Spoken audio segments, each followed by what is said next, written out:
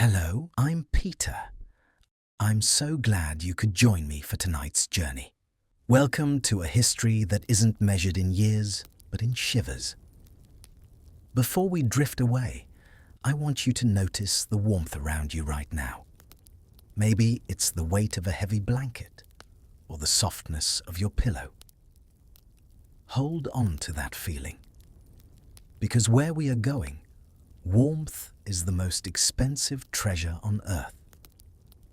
We are traveling back to the Little Ice Age, a time when the world held its breath. Historical records tell us the temperature dropped just enough to turn the Baltic Sea into a floor of solid ice. It was a time when winter didn't just visit, it conquered. Forget the pirates of the movies. Forget the rum and the tropical sun. The men we are visiting tonight didn't sail for glory. They sailed to survive a white, frozen silence. So, I have a question for you, one that touches the very edge of survival. When the ocean freezes and the night lasts for 16 hours, how does a human being find the peace to close their eyes? If you are ready to find out, and if you find comfort in these journeys into the past, please take a moment to like this video and subscribe. It helps our community grow in the quiet hours. And tell me in the comments, are you safe and warm tonight now? Let the darkness of your room become the darkness of the North Sea.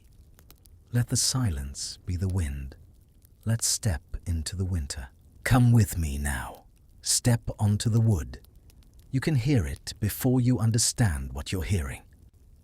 A low groan like an old man turning over in his sleep rises from somewhere deep in the wood beneath your feet. It is the sound of the oak complaining. These planks were once majestic trees in the forests of Poland or Prussia, cut down, floated down rivers and hammered into shape.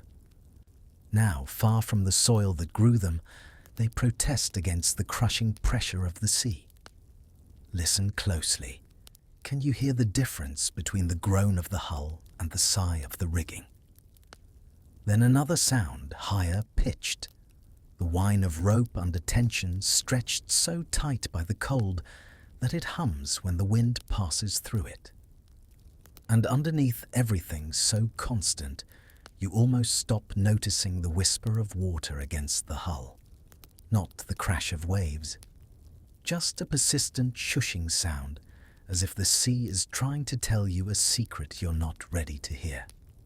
This is a cog, a merchant vessel built in the shipyards of Lübeck or Hamburg, now serving less peaceful purposes. The men who sail this ship call themselves the Vitalienbrüder, the Victual Brothers. They are not ordinary sailors.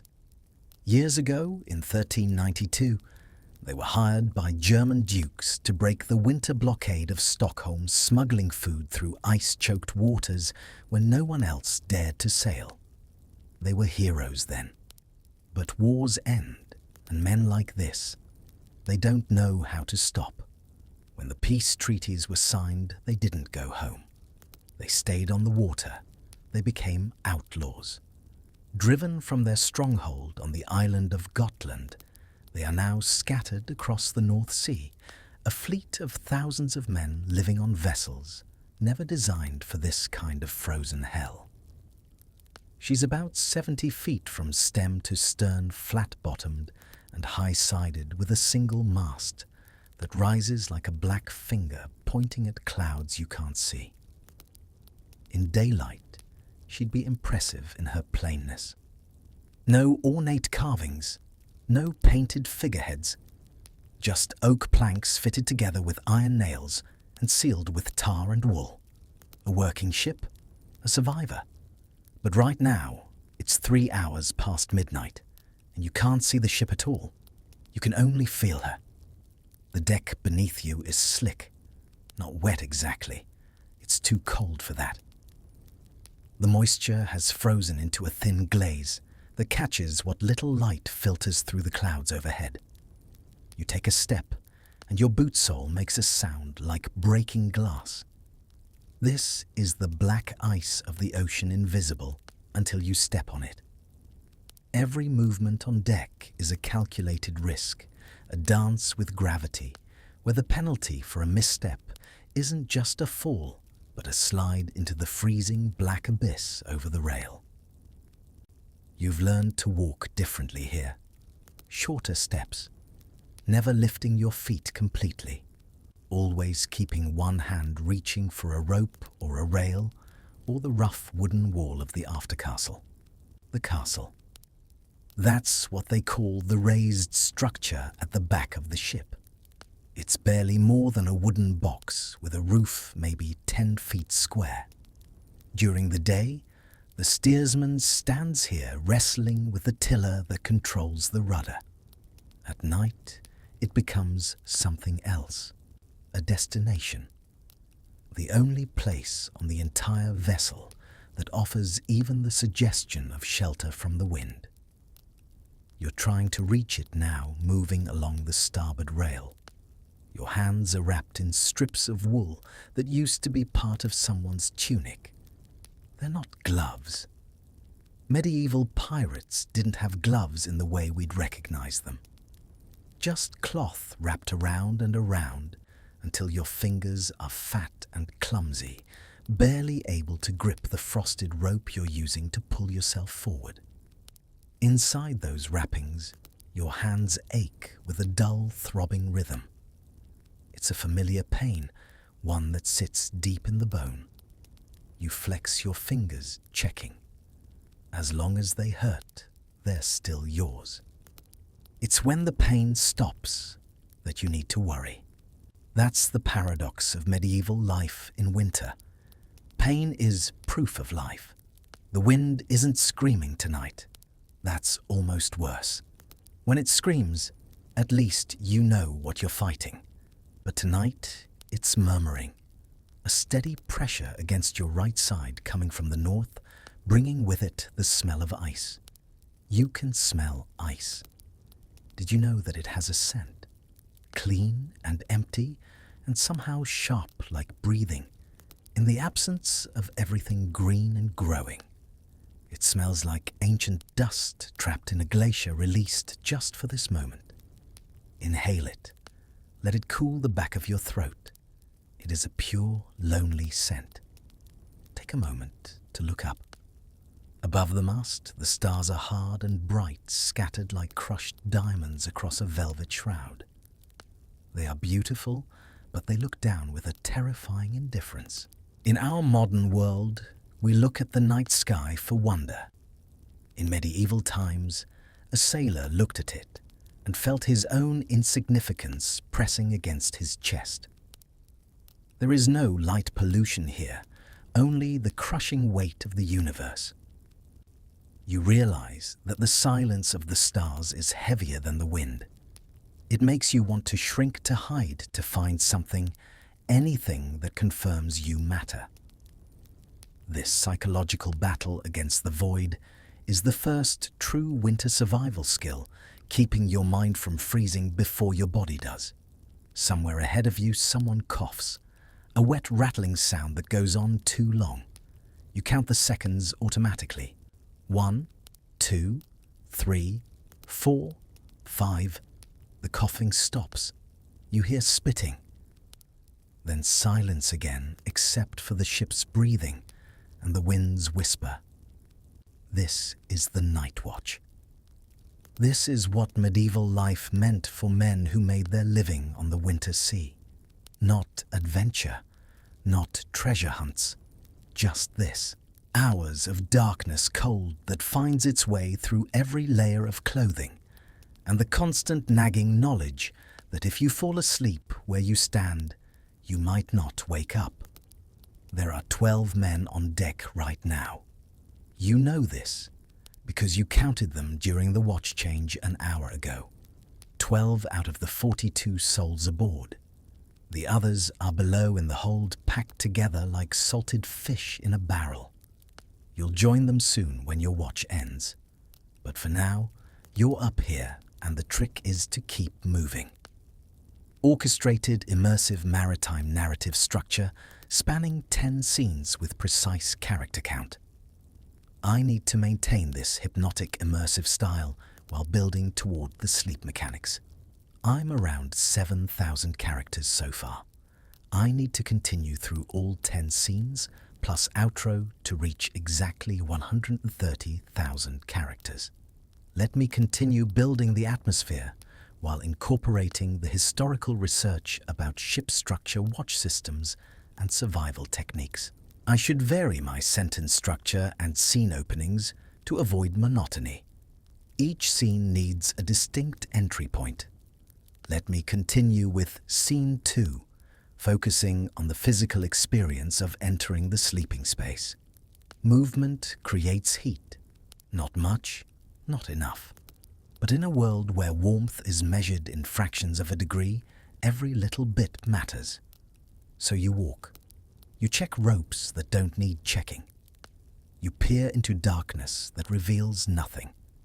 You exist in motion because stillness means the cold wins. A shape materializes out of the gloom ahead. Another man moving toward you. You recognize him by his silhouette, by the particular way he hunches his shoulders. Matthias, a sailmaker from Bremen before he took to this life.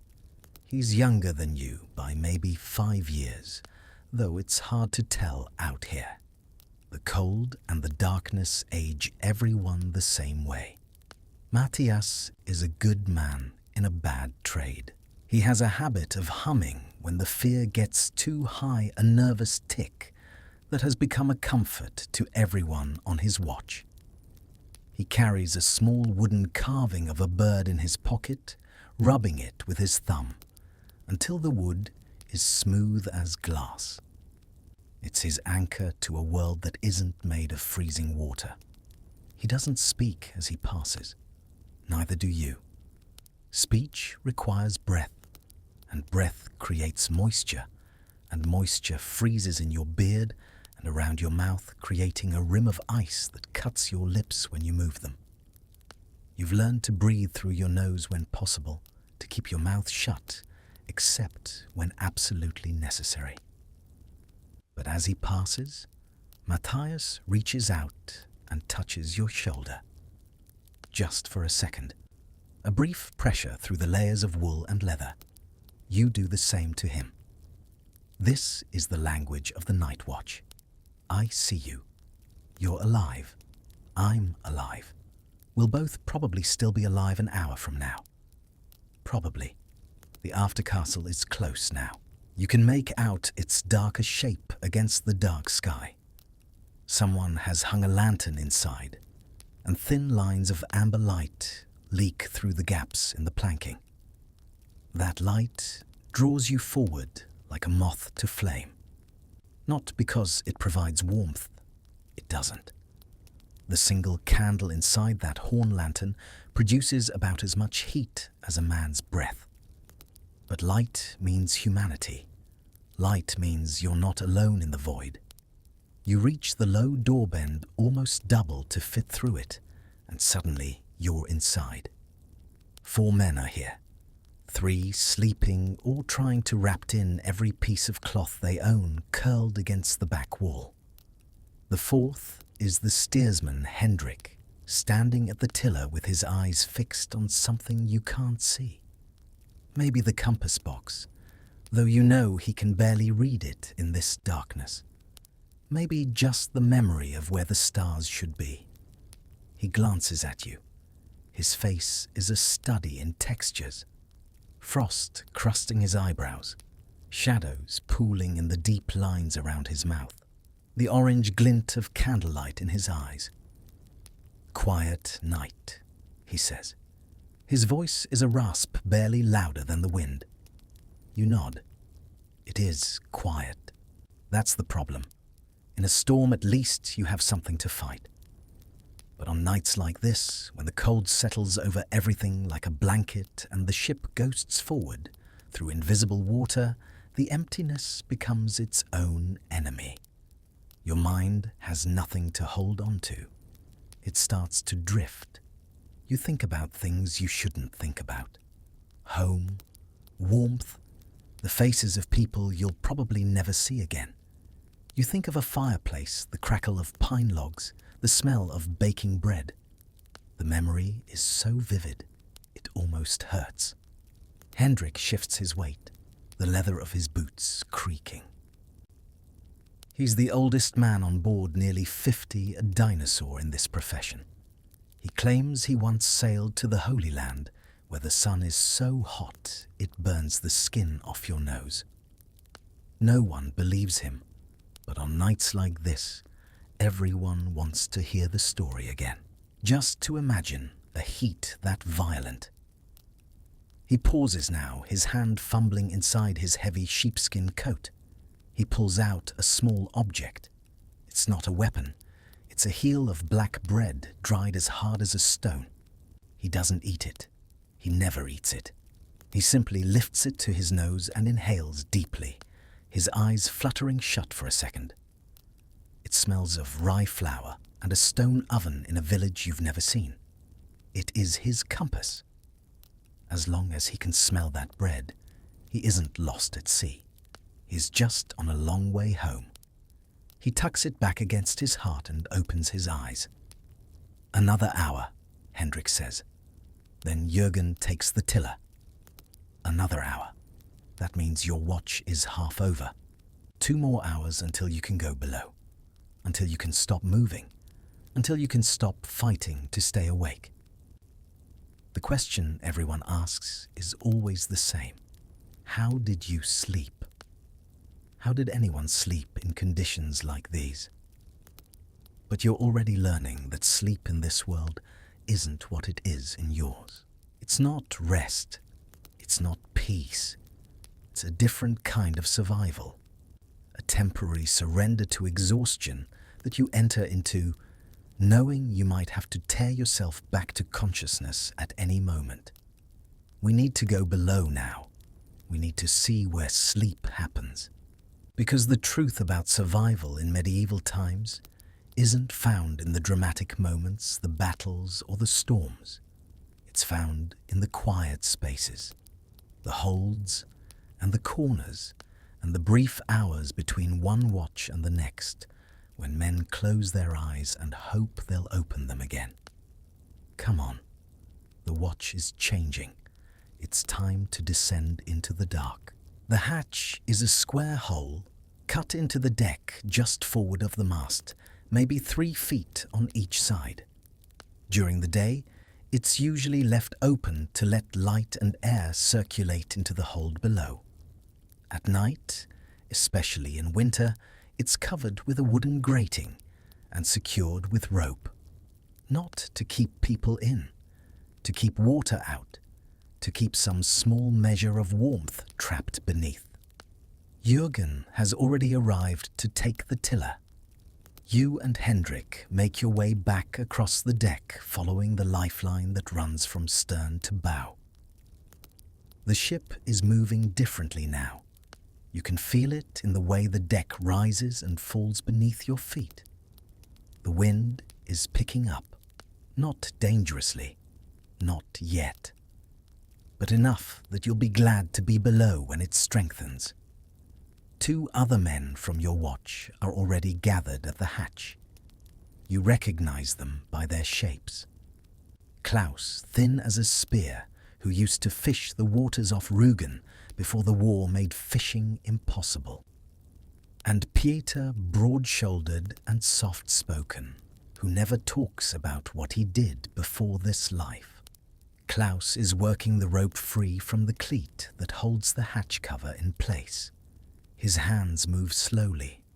Everything moves slowly at this temperature. Your fingers don't quite obey. Your thoughts arrive a half second behind your intentions. The cold doesn't just chill your body, it slows time itself. The grating lifts away. Immediately the smell hits you. It's not a bad smell exactly. Not sewage or rot, though those notes are certainly present. It's more complex than that. Wet wool and unwashed bodies, and the sharp, almost metallic tang of the bilge water that sloshes in the very bottom of the ship. mixed with smoke from the galley fire, stale beer and something else, something animal and thick. The scent of 40 men living in a space barely bigger than a modern living room, with no ventilation and no way to wash. It is the scent of survival. Dense, heavy, alive. It smells like a bear's den, a hibernation chamber. To a modern nose, it would be repulsive. But to you, standing on the freezing deck with ice in your beard, it is the sweetest perfume in the world. It smells of life heat. It smells of not freezing. But underneath all of that, there's warmth. Real warmth. The kind that makes your eyes water after hours in the freezing air above. Human warmth. Klaus goes first. He sits on the edge of the hatch, dangles his legs into the darkness, and then simply drops. You hear his boots hit the deck below with a muffled thump. Then Peter, then Hendrik, and then a hesitation. A pair of smaller boots dangles over the edge. This is Torsten, though the crew just calls him the Sparrow. He is barely 16, a boy who followed his older brother onto this ship, thinking it would be an adventure. He is wrong. He has no beard to catch the frost, just smooth skin that turns violently red in the wind. He drops down lighter than the others, a shadow trying to hide in the shadow of his brother. You watch him go. You worry about him. In medieval times, youth was not a shield against the cold.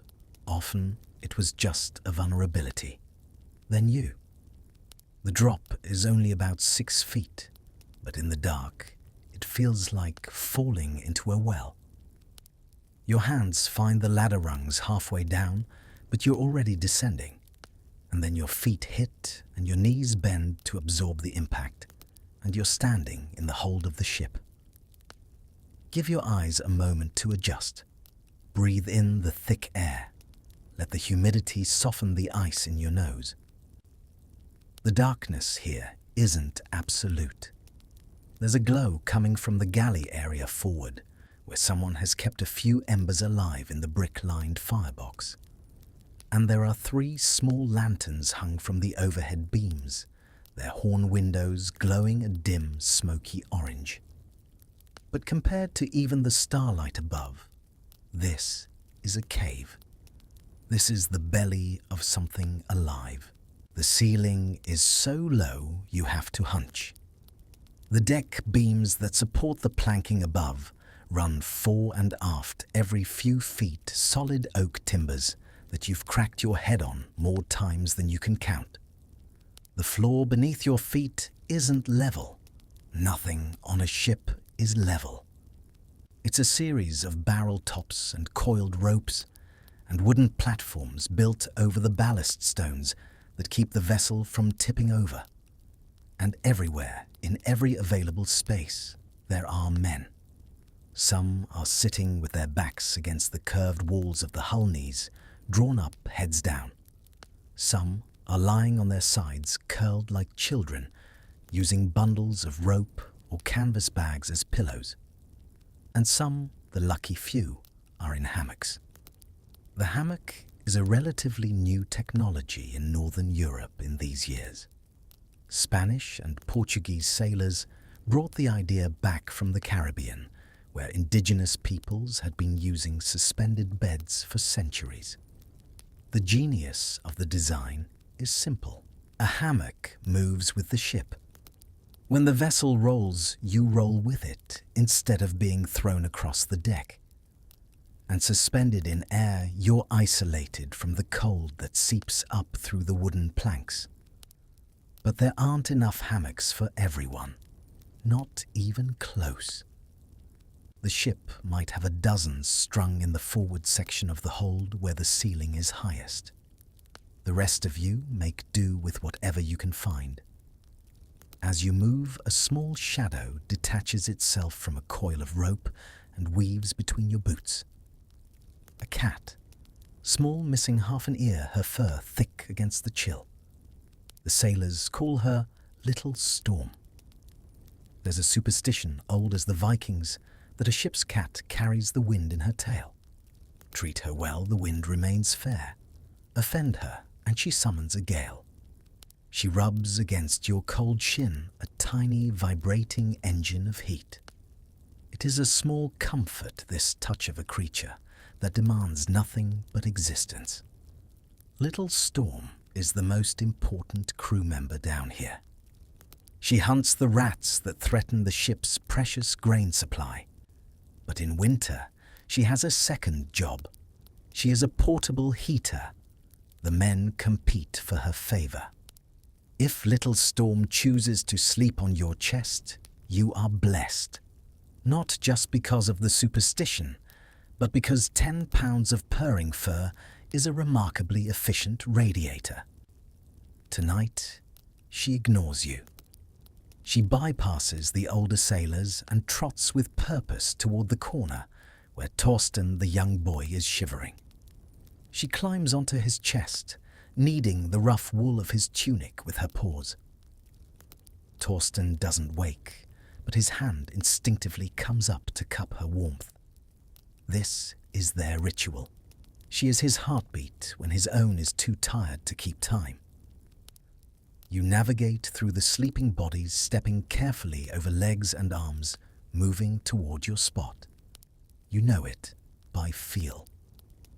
Third compartment, starboard side, in the narrow space between a stack of barrels and the hull. It's not private. Privacy doesn't exist here, but it's yours.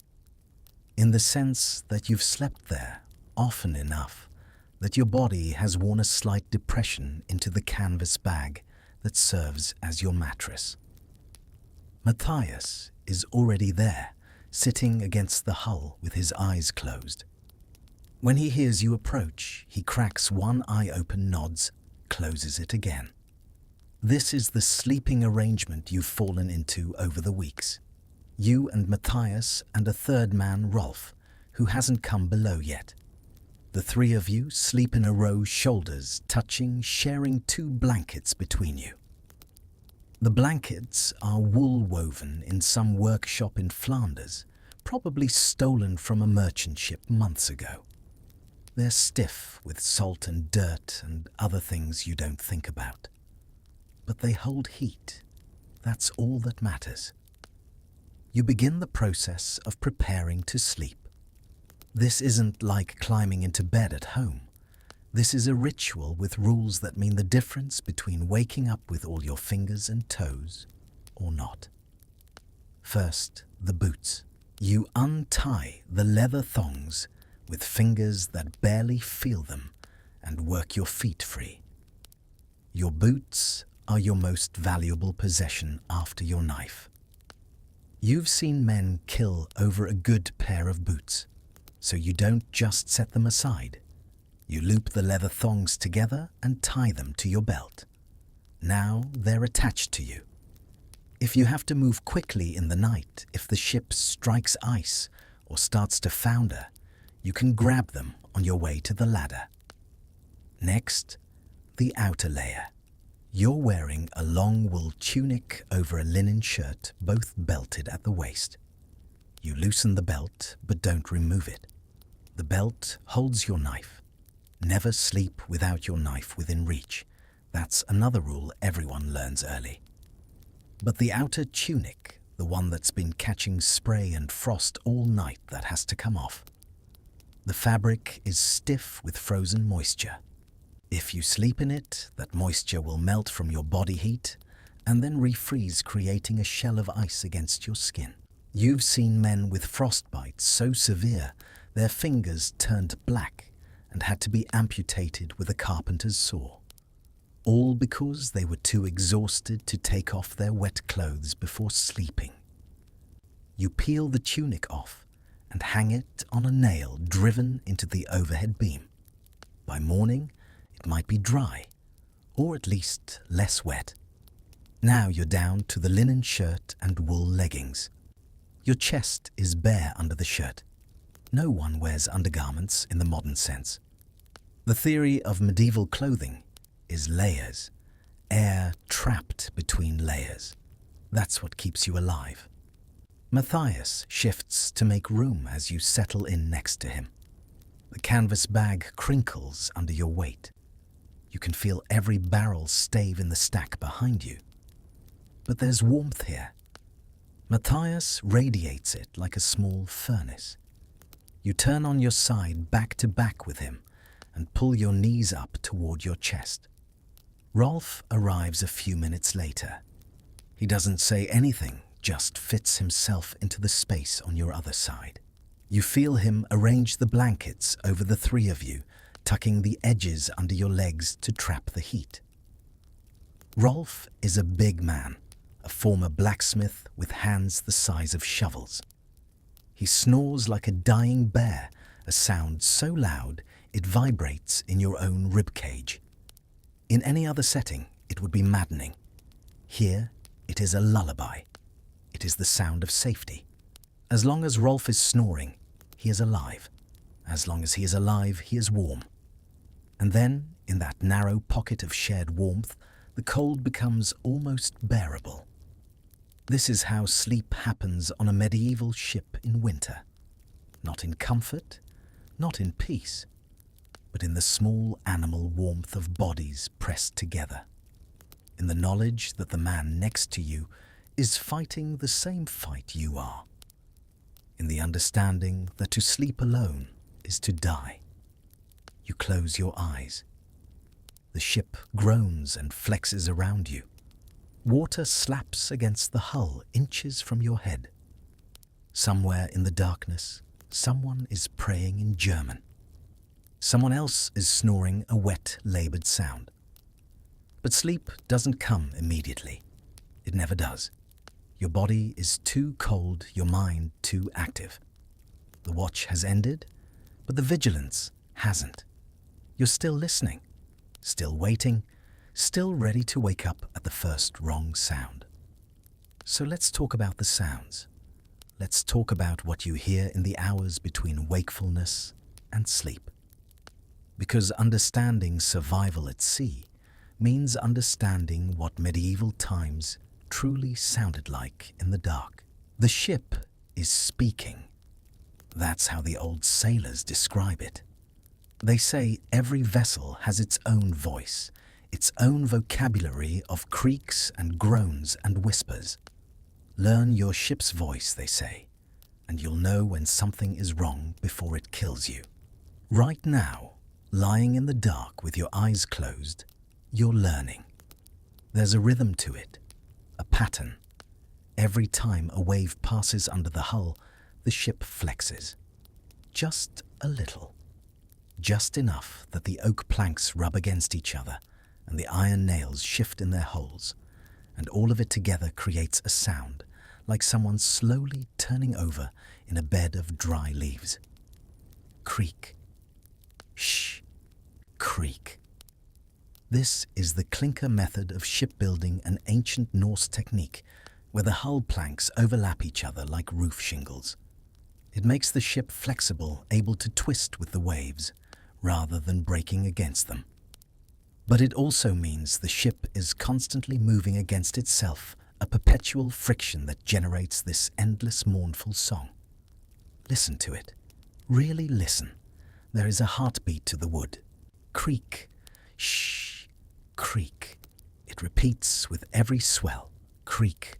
Shh. Creak. It is the sound of the ship breathing. Slow. Hypnotic. Allow your own breath to match it. Inhale on the creak. Exhale on the shh. Let the ship carry the weight of your breathing for a while. Then, at the apex of each swell, when the bow lifts and the stern settles, there's a different sound. A deep groan from the keel, the long spine of timber that runs the length of the ship. It's bearing weight it wasn't meant to bear. Medieval shipwrights understood the basics of hydrodynamics, but they didn't have the mathematics to calculate stress loads. They built by feel and tradition. And sometimes, especially in winter, when the wood contracts and the sea heaves with storm swells, you can't see coming. That's not enough. You've heard stories. Everyone has. Ships that simply broke apart in open water, split lengthwise like firewood. The sound survivors say is like a tree coming down in a forest. A long, tearing crack followed by the rush of water filling the hull. And then, in the winter seas of the North Atlantic, you have maybe 3 minutes before the cold stops your heart. But those are just stories. Probably. If you were to open your eyes and look up through the grating of the hatch past the frost-rimmed wood, you might see something else. A faint, ghostly ribbon of green light dancing in the sky. The aurora borealis. The Old Norse called them the merry dancers, or sometimes the bridge to the afterlife. To see them tonight is a sign. Some say it means a storm is breaking. Others believe it is the spirits of drowned sailors guiding you. Watching that silent celestial fire makes the cold feel almost holy, a magic that only exists here at the edge of the world.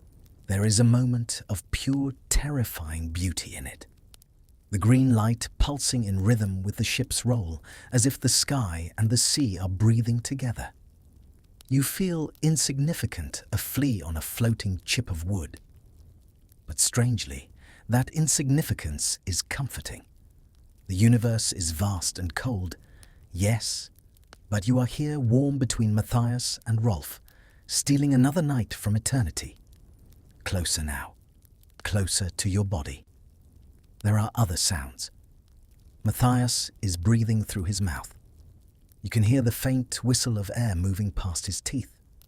He's asleep already, or close to it. His body has learned to shut down quickly after a watch. 4 hours of rest, 4 hours of work, 4 hours of rest. That's the cycle. That's all your body gets. So when sleep becomes possible, you have to be able to seize it immediately. You're not there yet. Your legs are cramping. The cold has seized the muscles in your calves and thighs and turned them to wood. You flex your feet, trying to work blood into them. The movement disturbs Rolf, who mutters something in Frisian that you don't understand. But he doesn't wake. He just burrows deeper into the shared warmth. Water. You're becoming aware of water now. Not the sea outside, but the water inside the ship. Every wooden vessel leaks. It's not a failure of construction, it's the nature of wood. Touch the wood of the hull next to you. It is damp, slimy with algae and cold enough to burn your fingertips. But try to imagine the forest it came from. A summer day in Prussia, birds singing, sunlight dappling through green leaves. That life is trapped inside these planks, dead and frozen. This ship is a coffin made of trees carrying men who are half ghosts through a world of water. It's a morbid thought, but common in medieval life.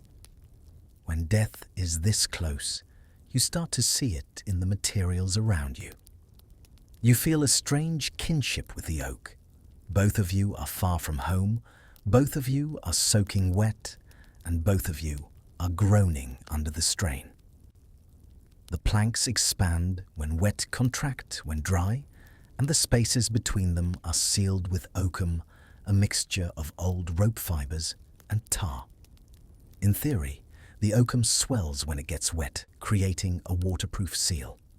In practice, water still finds its way in, drop by drop, gallon by gallon. There's a bilge pump on this ship, a simple wooden tube with a leather valve, but it's frozen right now. Has been for days. So the water accumulates in the lowest part of the hold, sloshing back and forth with each roll of the vessel. You can hear it down there in the darkness. A wet, musical sound, like a stream running over rocks. It's a deceptively peaceful sound, like a brook in spring. But you know better. That water is death waiting to rise. If it gets too high, it makes the ship sluggish. If it freezes, it expands, and can pop the planks from the inside out. You listen to the slosh-slosh rhythm, judging the depth by the tone. It sounds heavy tonight, deep, and in the morning, someone will have to go down into that water and chip away the ice with an axe so the pump can work again. That someone might be you. But that's a problem for the morning. Right now, in this moment, your only job is to get warm enough to sleep. The science of cold is simple. Your body produces heat by burning fuel food calories and by the constant work of your muscles. But heat is always trying to escape. It radiates from your skin. It's carried away by the air you breathe. It's conducted into any surface you're touching. The trick is to slow that loss. To trap the heat your body generates in the small space immediately around you. That's what the layers of wool do. That's what Matthias and Rolf do. Their bodies are furnaces, and by pressing against them, you're stealing their warmth while they steal yours. It's a fair trade, a survival trade. Medieval people understood this instinctively, even without the physics we use to explain it today. They knew that dogs slept in piles, that sheep huddled in storms, that the farmer who slept with his livestock was warmer than the one who slept alone. And they knew that on a ship in winter to separate yourself from the group was to invite death through the slow numbing path of hypothermia. Hypothermia. That's the medical term. But medieval sailors had other words for it. They called it the cold sleep, or going grey, because that's what happened. Your skin lost its colour first, then your lips turned blue, then you stopped shivering. That was the dangerous sign. When the shivering stopped, it meant your body had given up trying to warm itself. It meant you had maybe an hour before your core temperature dropped low enough that your heart forgot how to beat. The men who survived winter after winter on these ships learned to watch for the signs. They learned to check on each other. During the night, someone would move through the hold with a candle looking at faces. If they found a man who'd gone still and grey, they'd wake him, force him to move, make him drink something warm if there was anything warm to drink, rub his arms and legs to get blood flowing again. Because sleep in this environment wasn't just rest, it was risk. Every time you closed your eyes, you were gambling that your body could maintain its core temperature for the next 4 hours. And sometimes when men were sick or exhausted or simply unlucky, they lost that gamble. But you can't think about that now. Thinking about death makes it harder to sleep, so you focus on something else. You focus on the small warmth growing in the space between your body and Matthias's back. It's working. The blankets are doing their job. The wool is trapping air, and that air is heating, creating a microclimate in the little cave of cloth. Your feet are still cold. They'll be cold all night, but your core is warming. Your chest, your belly, the parts that matter for survival. Listen to the sound of the hold now. It has changed. It is no longer just individual men snoring or coughing. As sleep takes the crew, their breathing synchronizes. It becomes a single, vast sound, an ocean of breath rising and falling together in the dark, a collective lung keeping the cold at bay. It is a comforting sound, a reminder that you are a drop of water in a warm, living sea. And as warmth returns, something else happens. Your muscles begin to relax. The tension you've been carrying for the last 4 hours, the constant readiness to move or react starts to drain away. Your breathing slows, deepens. Your mind starts to play tricks on you. Hypnagogic hallucinations brought on by exhaustion. For a moment, you are not on a ship. You are back in your mother's kitchen. You can smell roasted goose. You can feel the heat of the hearth on your face. It is so real you smile in the dark. This is the brain's mercy giving you a taste of comfort to help you let go. You're drifting now. Not quite asleep, but not quite awake either, in the space between. In this space, sounds begin to blur together. The ship's creaking becomes distant. The water in the bilge becomes a lullaby. Even Matthias's whistling breath becomes part of the pattern, part of the rhythm. You're aware dimly that something is changing. The ship is tilting, just a little, enough that you can feel the barrels behind you shift slightly. A turn. Someone at the helm is steering around something. Ice, probably. There are chunks of it floating out here even in the shipping lanes. Pieces that carved off glaciers in Greenland and drifted south on currents you could never predict. But that's someone else's problem. Someone else is on watch. Your watch is Ver. You did your part. Now you get to rest. And finally, gratefully, you feel yourself begin to slip. Down into the dark. Down into sleep. That strange country where the cold can't quite reach you. Where dreams mix with memories and both become equally unreal. Outside, the wind is rising. But you don't know that yet. Inside, in the shared warmth of bodies pressed together in the dark sleep, takes you. To understand how men slept on medieval ships, and to continue this medieval documentary of the senses, we need to understand the ship itself.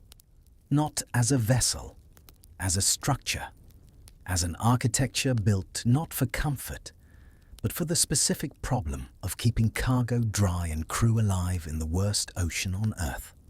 Let's back up. Let's look at this from the outside. It's dawn now, or what passes for dawn in a winter this far north. The sky has shifted from absolute black to a kind of bruised grey. The sun is somewhere below the horizon, throwing just enough light to make shapes visible. And in that dim light, you can finally see what you're sailing on. The cog is ugly. There's no other word for it. Where Mediterranean galleys are sleek and low-built for speed, and the calm waters of an inland sea, the cog is a box, a floating barn. Her sides rise nearly straight up from the waterline, giving her the appearance of a wooden fortress, which in many ways is exactly what she is. The design comes from centuries of trial and error in the brutal waters of the North and Baltic seas. The flat bottom allows her to be beached or pulled into shallow harbours. The high sides protect the deck from waves and make her difficult to board during an attack.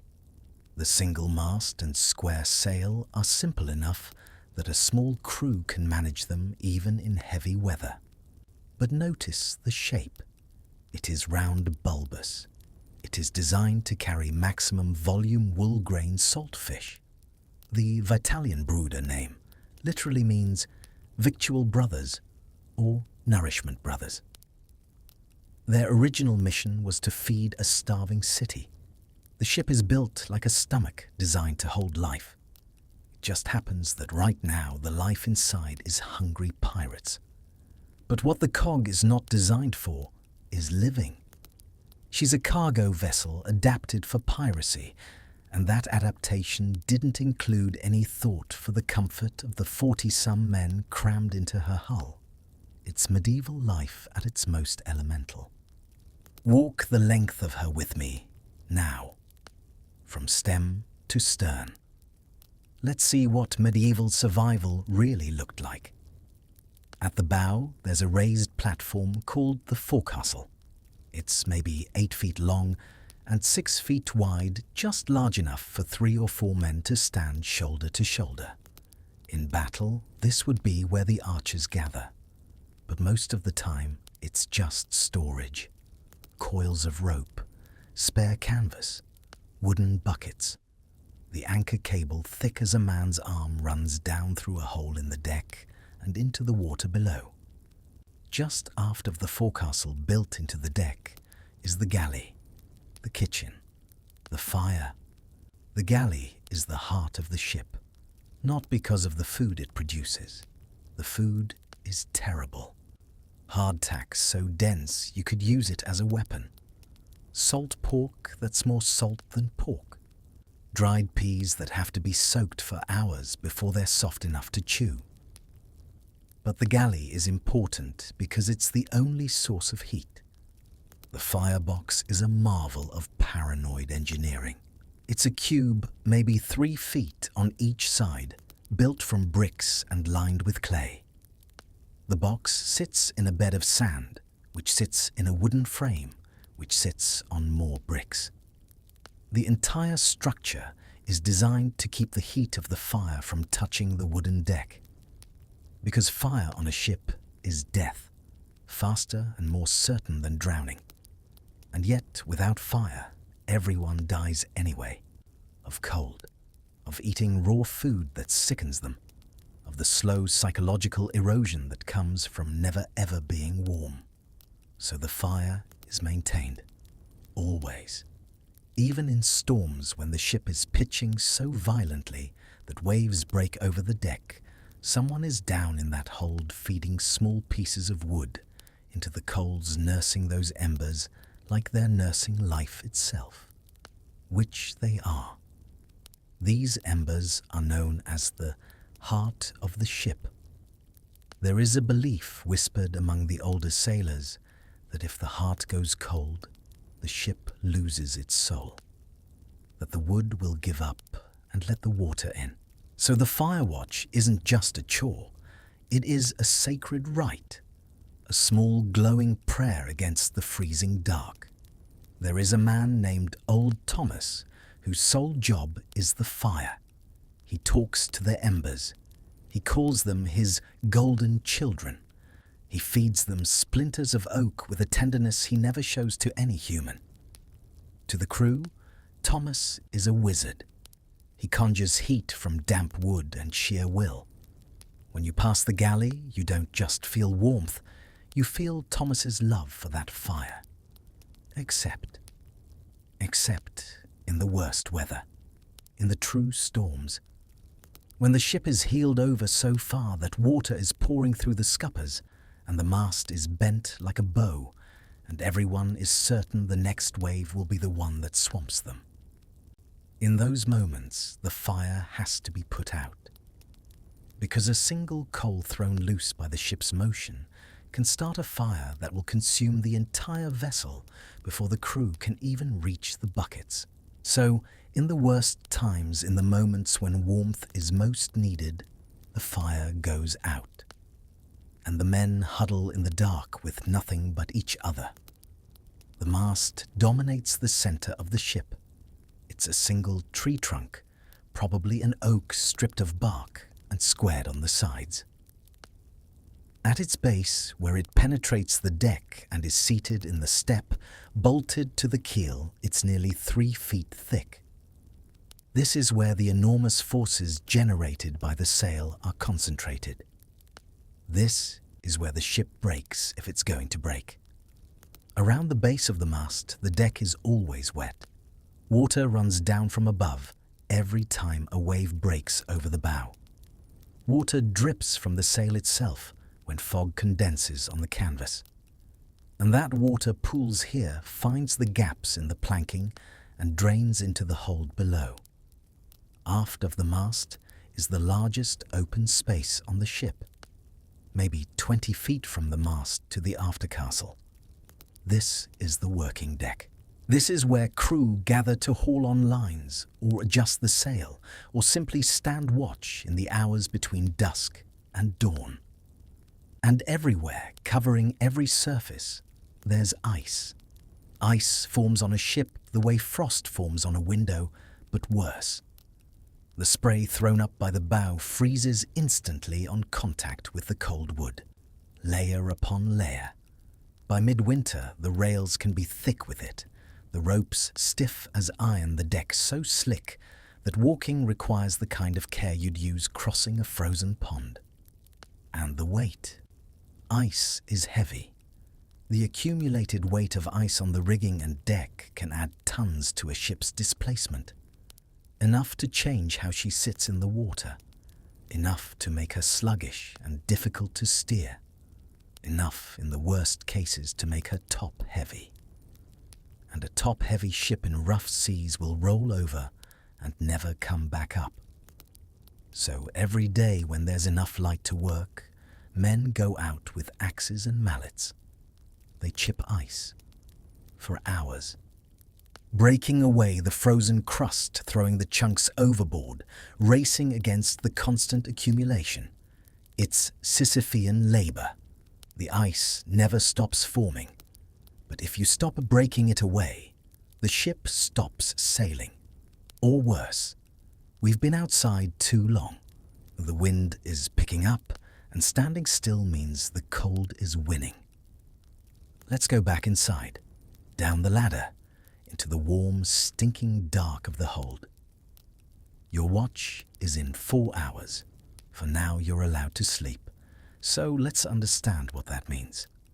Let's look at the actual mechanics of how a body at rest generates and conserves warmth in an environment that's actively trying to kill it. The human body is an engine.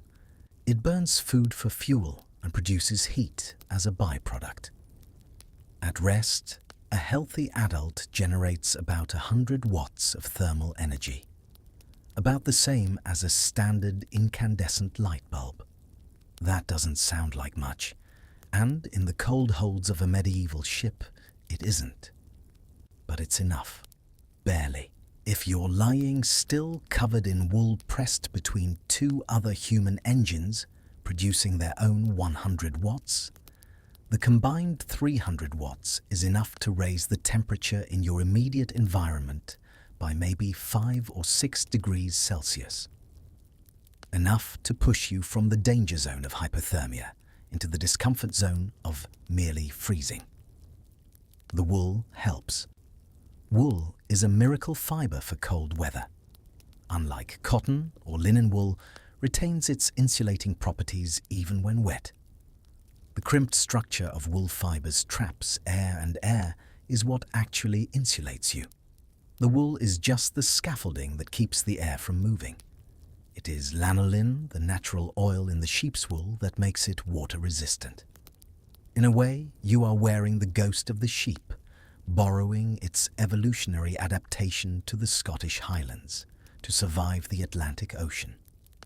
Your body also helps in ways you're not conscious of. When you get cold, blood vessels in your extremities constrict. This is called vasoconstriction, and it's one of the body's automatic responses to cold. By reducing blood flow to your hands and feet, your body is prioritizing your core, keeping your heart and lungs and brain warm at the expense of less vital parts. This is why frostbite almost always starts in the fingers and toes. Your body is sacrificing them to save itself. It's brutal calculus, but it works. Most of the time. What doesn't work is staying still too long. Because here's the paradox. To conserve energy, you need to rest. But to generate warmth, you need to move. So the men who survive winters at sea learn to exist in this constant balance. They sleep in short bursts. They wake up cold. They move until they're warm enough to sleep again. They sleep until they're cold enough to wake up. Over and over. All night. Every night. This is why the watch system is actually a survival mechanism as much as a practical necessity. The 4 hours on 4 hours off schedule means no one is stationary long enough to lose too much core temperature. You work, and working generates heat. Then you sleep, but not long enough to get dangerously cold. Then you work again. It's a medieval life at its most elemental. Not farming, not building, not creating anything except the bare continuation of being alive. And the men who couldn't maintain this rhythm, who were too sick or too exhausted or too injured to generate their own heat, they didn't last long. There are routines, rituals, small patterns of behavior that emerge when humans live in close quarters under stress. These patterns aren't written in any surviving document, but we can infer them from the fragments that remain, from the archaeology of shipwrecks, from the observations of chroniclers, from the basic logic of what had to be done to keep a ship functioning through a winter that lasted 6 months. Let's follow one of these routines now. It's late afternoon. The light, what little there was of it, is already fading. In summer, this would be the time when work begins to wind down. But here now, this is when a different kind of work begins. The watch is changing again.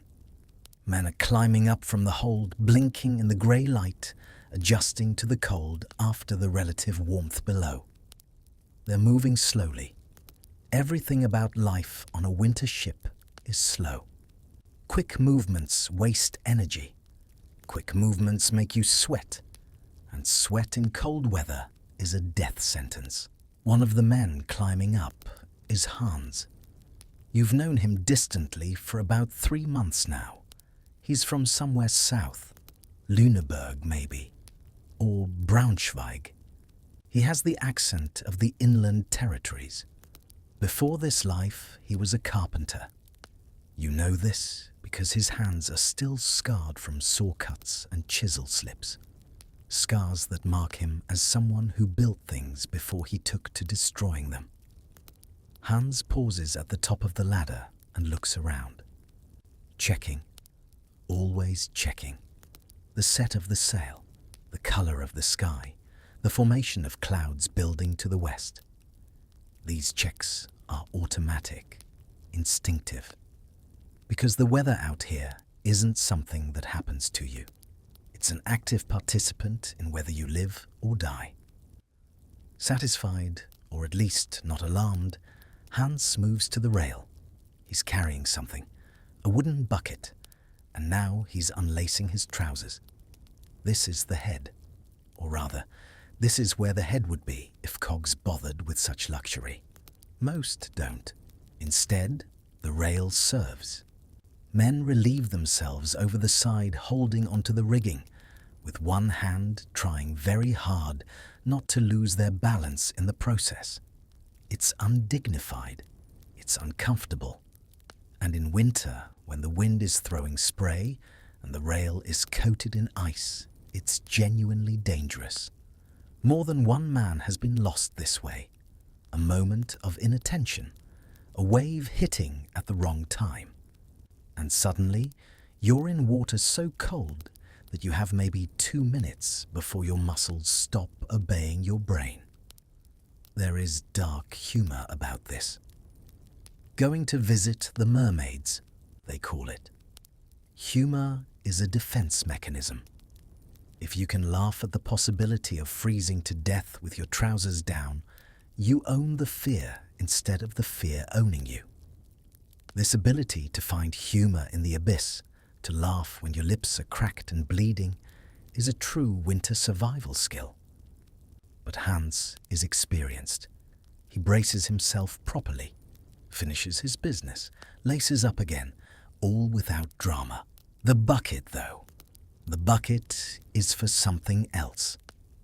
Hans dips it over the side, lets it fill with seawater, hauls it back up. The water inside is dark and opaque with cold, probably right at freezing, maybe a degree or 2 above. He carries this bucket forward, moving carefully on the tilted deck, and disappears into the forecastle. What's he doing? Let's follow. Inside the forecastle, there's a smell, sharp and chemical. Vinegar. Someone has mixed seawater with vinegar and a handful of herbs that probably don't do anything medicinal but make the air less foul. This mixture is in a larger barrel, and Hans is topping it up with his bucket. This barrel is where the crew washes, not their bodies. That would be insane. Exposing skin to air this cold would cause frostbite in minutes. But they wash their hands, their faces, the parts of themselves that accumulate grime and salt, and the general filth of shipboard life. Vinegar is prized here. It cuts the grease, yes, but many sailors believe it wards off the plague and strengthens the skin against the biting frost.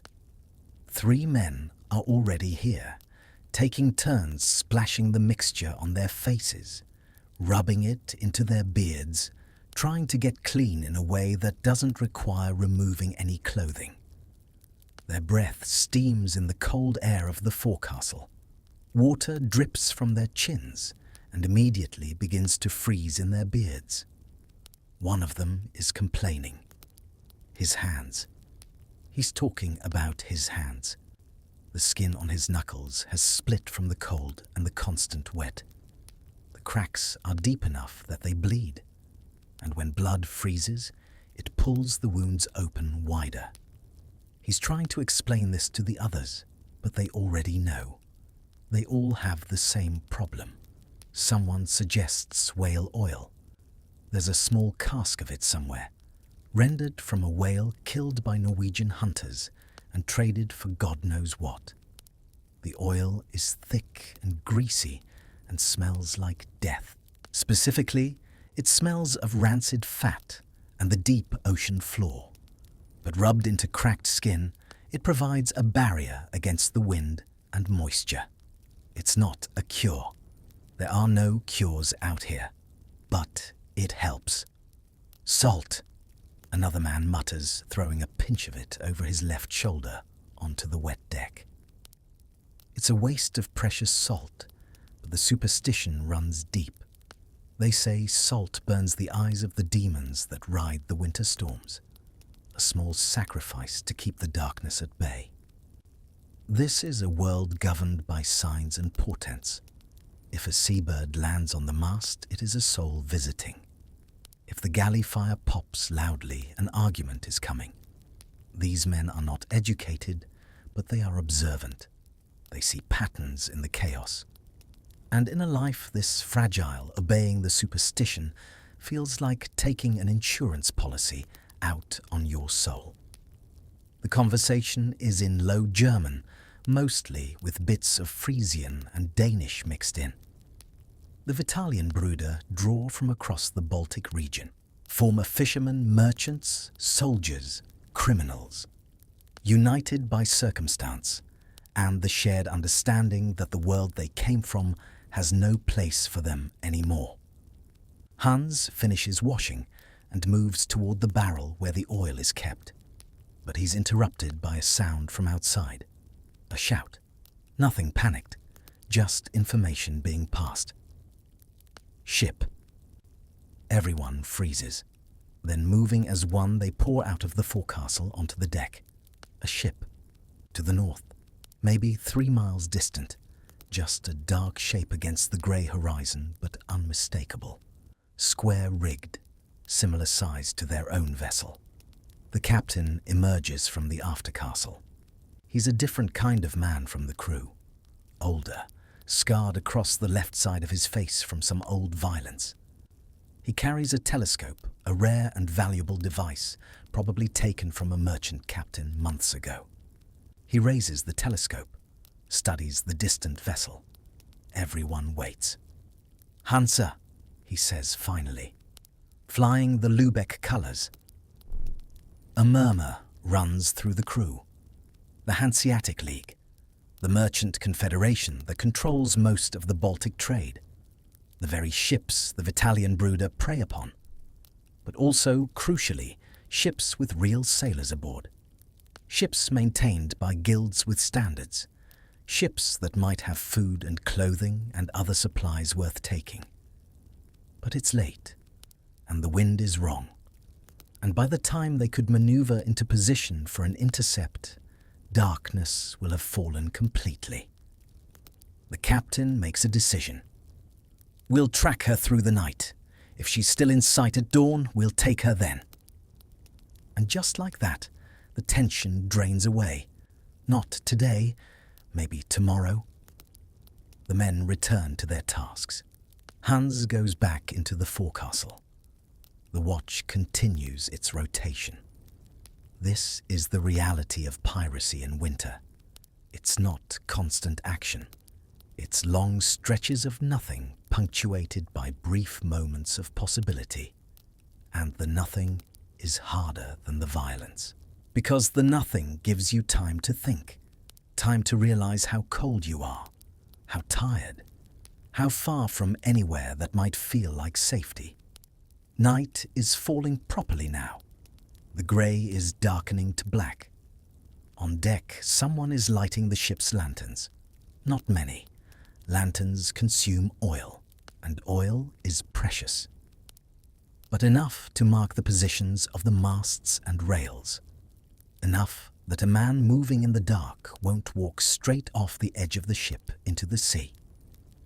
Below in the hold, the evening meal is being prepared, or rather, the evening ration is being distributed. There's no cooking tonight. The sea is too rough to risk keeping the galley fire lit, so it's cold hardtack and strips of dried fish. Each man gets a piece the size of his palm. It's not enough. It's never enough. But it's what there is. The dried fish is cod, probably caught off Norway and preserved in salt until it became as hard as leather. To eat it, you have to soak it first, soften it enough that your teeth can tear through. So men are filling their cups with small beer, the weak sour drink that serves as water on ships, and dropping their fish into it. Waiting. The food is a battle, a test of jaw strength and patience. But there is a pride in eating it. They call hardtack iron bread. If you can eat it, you are made of iron too. It is a small psychological victory over the meal. While they wait, they talk. Low voices in the dark. Someone is telling a story about home. About a girl he knew. About a tavern where they used to serve eel pie on feast days. His voice is wistful. He's painting a picture of a life that might never have existed, quite the way he remembers it. But that doesn't matter. The story is what matters. The brief escape into a time when things were different. Another man interrupts, makes a joke, something crude about eels. Everyone laughs. Not because it's funny, because laughing feels good. Because for a moment the cold retreats. This is community. This is how humans survive in conditions that should kill them. Not through individual strength, through the small repeated acts of connection, a shared story, a joke, the passing of a cup, the knowledge that you're not alone in the dark. This ability to find humor in the abyss, to laugh when your lips are cracked and bleeding, is a true winter survival skill. You take your ration and return to your spot between Matthias and Rolf. The fish has softened enough to chew. You tear off pieces with your teeth and swallow without really tasting. Food is fuel. That's all. The days of eating for pleasure are long behind you. Matthias offers you his cup. There's maybe an inch of beer left in the bottom. You drink, half pass it back. He finishes it. This sharing is automatic. Neither of you thinks about it. But it's another small thread in the web of mutual dependence that keeps everyone alive. The ship's bell rings. 8 times. The end of one watch. The beginning of another. Men are stirring, preparing. Those who are going up are putting on their outer layers. Those who are coming down are already on the ladder descending into the warmth. But you're not on watch, not for another 4 hours. So you can rest, can close your eyes, can surrender to the exhaustion that's always there, always waiting. Except tonight, something is different. You can feel it. a change in the motion of the ship, a different rhythm to the creaking. And when you concentrate, listening past the immediate sounds of the hold, you can hear it. Wind, rising, the voice of a storm building somewhere out in the dark. Tonight is going to be a long night.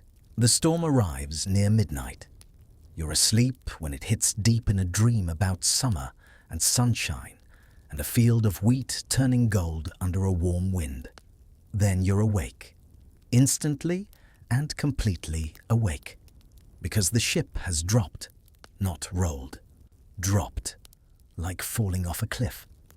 Your stomach lurches, the barrels behind you shift and groan. Someone in the dark lets out a yelp of surprise. It's a guttural sound, primal fear punched out of a man's lungs by gravity. And then the ship hits the bottom of the wave and shudders every plank and beam, complaining at the sudden violence. The next wave comes before you can react.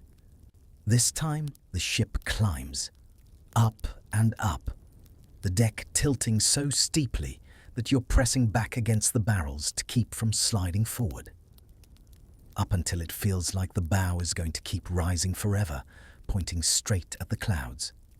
Then the crest. A moment of weightlessness.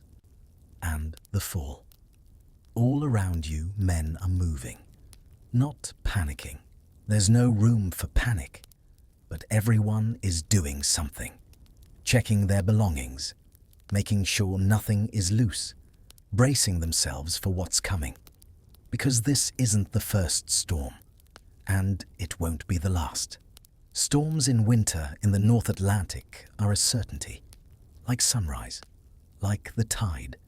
You don't question them, you just endure. Rolf is up. He's pulling on his boots, lacing them tight. Matthias is doing the same. And now you understand. The watch schedule just changed. When a storm hits, everyone is on watch. Because keeping the ship afloat requires every hand. You fumble for your own boots in the dark. Your fingers are clumsy with sleep. You can't find the laces. Everything is tilting and moving, and the darkness is complete because someone has already extinguished the lanterns. Open flame in a storm is suicide. Matthias's hand finds your shoulder, squeezes. Boots can wait. Move. You move. The ladder to the deck is crowded with bodies, men climbing, men coming down to check the bilge, to make sure water isn't coming in faster than the pumps can handle. You join the line, waiting your turn, feeling the ship buck and heave beneath you. When you reach the top, the wind hits you like a fist. It's not just blowing, it's screaming. A sound like something alive and furious. The spray is horizontal needles of ice driving into any exposed skin. You can't see, literally cannot see. The darkness is total except for brief moments when lightning flares somewhere to the north, illuminating everything in harsh, colorless light. In those flashes, you see the deck, men clustered around the mast, ropes everywhere taut as iron. The sail is down, thank God, furled tight to the spar. The ship is running before the wind, driven by the storm, going wherever the sea wants to take her. And the waves. In the lightning you see them, mountains of black water, moving walls of sea. The ship is in a valley between two of them, and both walls are taller than the mast. Someone is shouting. The captain, probably, but you can't hear the words. The wind takes them. You can only see his mouth moving, his arm pointing toward the bow. You understand. The forecastle. You need to get to the forecastle. There's something wrong there. A rope loose. A hatch that needs securing. Something. You start forward, gripping the lifeline, pulling yourself hand over hand. The deck is awash. Water everywhere, knee-deep, trying to pull your feet out from under you. It's freezing, so cold that your legs go numb almost immediately. A wave breaks over the rail. You see it coming in a flash of lightning, a white wall of foam and fury. You grab the lifeline with both hands, wrap your arms around it, and hold on. The wave hits. The world becomes water. You're underwater, or the world is underwater. It's impossible to tell the difference. In this chaotic moment, time distorts. The seconds underwater stretch into hours. You feel the absolute paralyzing shock of the freezing sea punching the air from your lungs. It's not just cold. It's a physical assault, 1,000 knives stabbing every inch of your skin simultaneously. Panic flares a hot red instinct in the back of your lizard brain, screaming at you to let go, to thrash, to run. But there is nowhere to run. You have to suppress that panic, force your frozen hands to keep gripping the rough hemp. This mental discipline, this ability to override the screaming instinct of flight, is the darkest chapter of our medieval documentary. It is the moment you decide to live, not with hope, but with a stubborn, angry refusal to die. The pressure is enormous, trying to rip you loose, trying to pull you over the side. You hold the rope. That's all you can do. Hold the rope and wait for the water to drain away. It does. Eventually, the wave passes. The deck reappears. You're still here, still holding on, holding. Your lungs are burning. You must have been holding your breath. You gasp in air that's half spray. The forecastle is close. 5 more feet. You pull yourself forward. Someone else is there. Hans. He's wrestling with a length of canvas that's come loose from its tie-downs. The canvas is whipping in the wind, snapping like a flag threatening to tear itself apart. Together, you grab it. The canvas is stiff with ice and wet with spray. It fights you like something alive. But between the two of you, you manage to fold it, compress it, tie it down with rope that your frozen fingers can barely manipulate. Done. The job is done.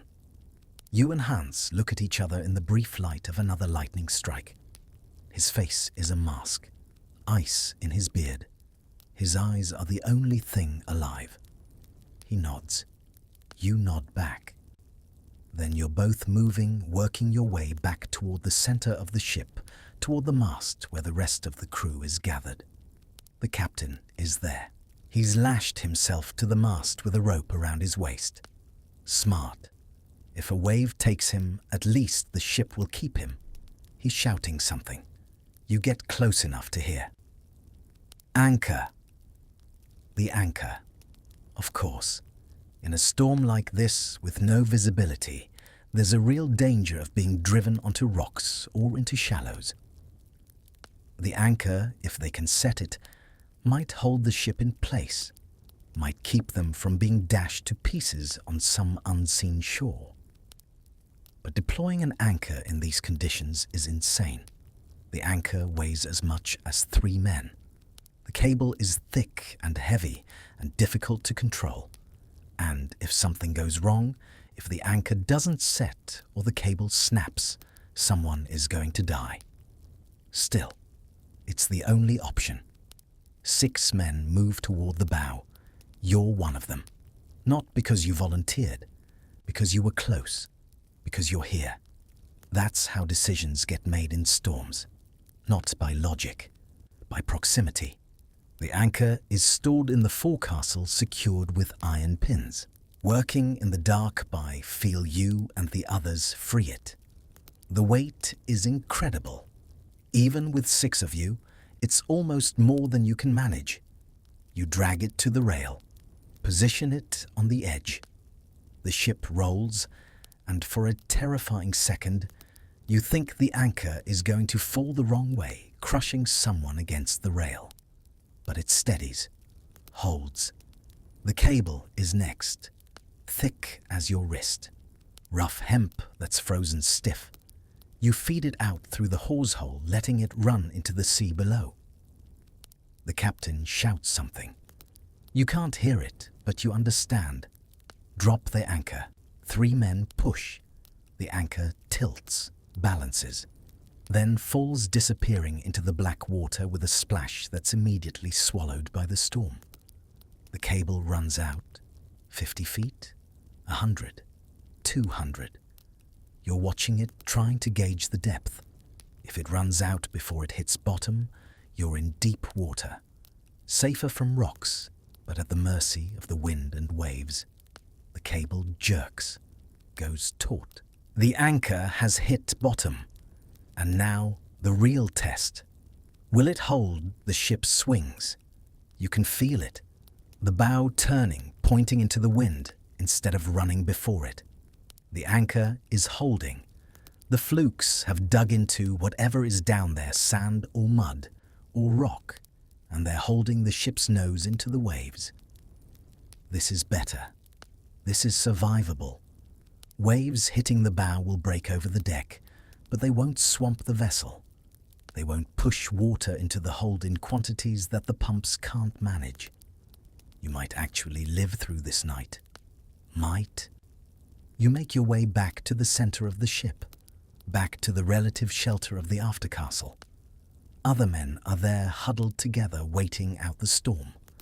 There's nothing more to be done. The sail is secured, the anchor is set, the pumps are working. All that's left is to endure. You find a space between 2 bodies and wedge yourself in. Immediately, you feel their warmth, feel the wind blocked by their mass. It's not comfortable, but it's better than being alone.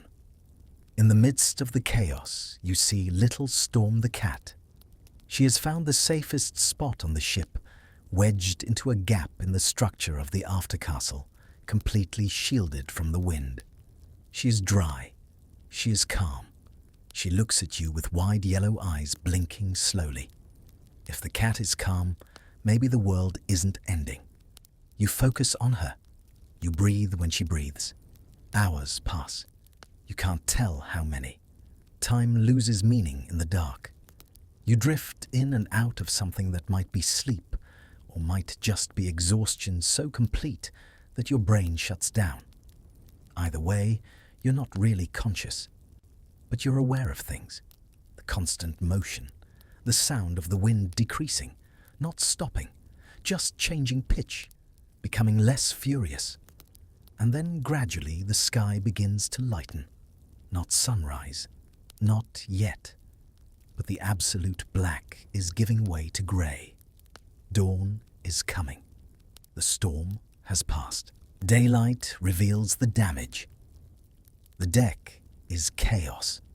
Ropes everywhere, tangled and frozen into impossible knots. The rail on the port side is cracked, one section hanging loose, held on by only a few iron nails. The galley firebox has shifted, leaving a trail of scattered bricks across the wet planking. And ice.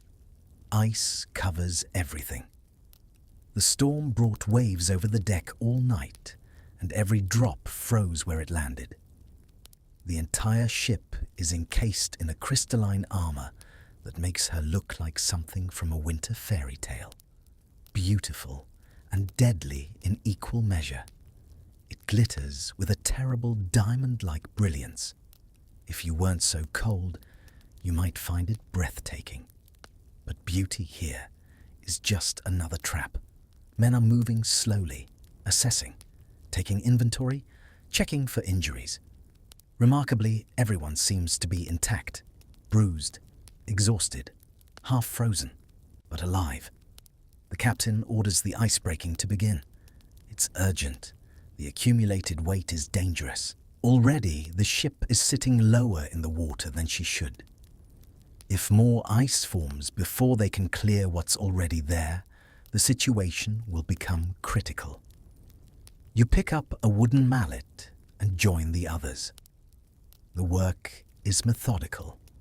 You find a spot on the rail, raise the mallet, bring it down. The ice cracks, comes away in chunks. You throw the chunks overboard and move to the next spot. Raise, strike, throw, repeat. It's exhausting work. Your shoulders ache. Your hands, even wrapped in cloth, are numb from gripping the mallet. But it's also warming. Movement generates heat. After an hour, you're almost comfortable. Someone starts to sing. A work song. Something in Danish about a seal wife and a fisherman. The melody is simple, the rhythm matching the swing of the mallets. One by one, others join in. Not because they know the words. Most don't. But the sound itself is comforting. Human voices in the grey morning. Proof that you're all still here. By midday, most of the ice is gone. The ship is riding properly again. The deck is clear enough to walk safely.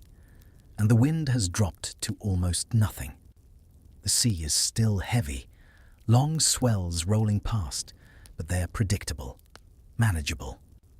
The captain orders the sail raised. Not all the way. Just enough to give steerage, to let the ship respond to the helm instead of wallowing. The anchor is raised too.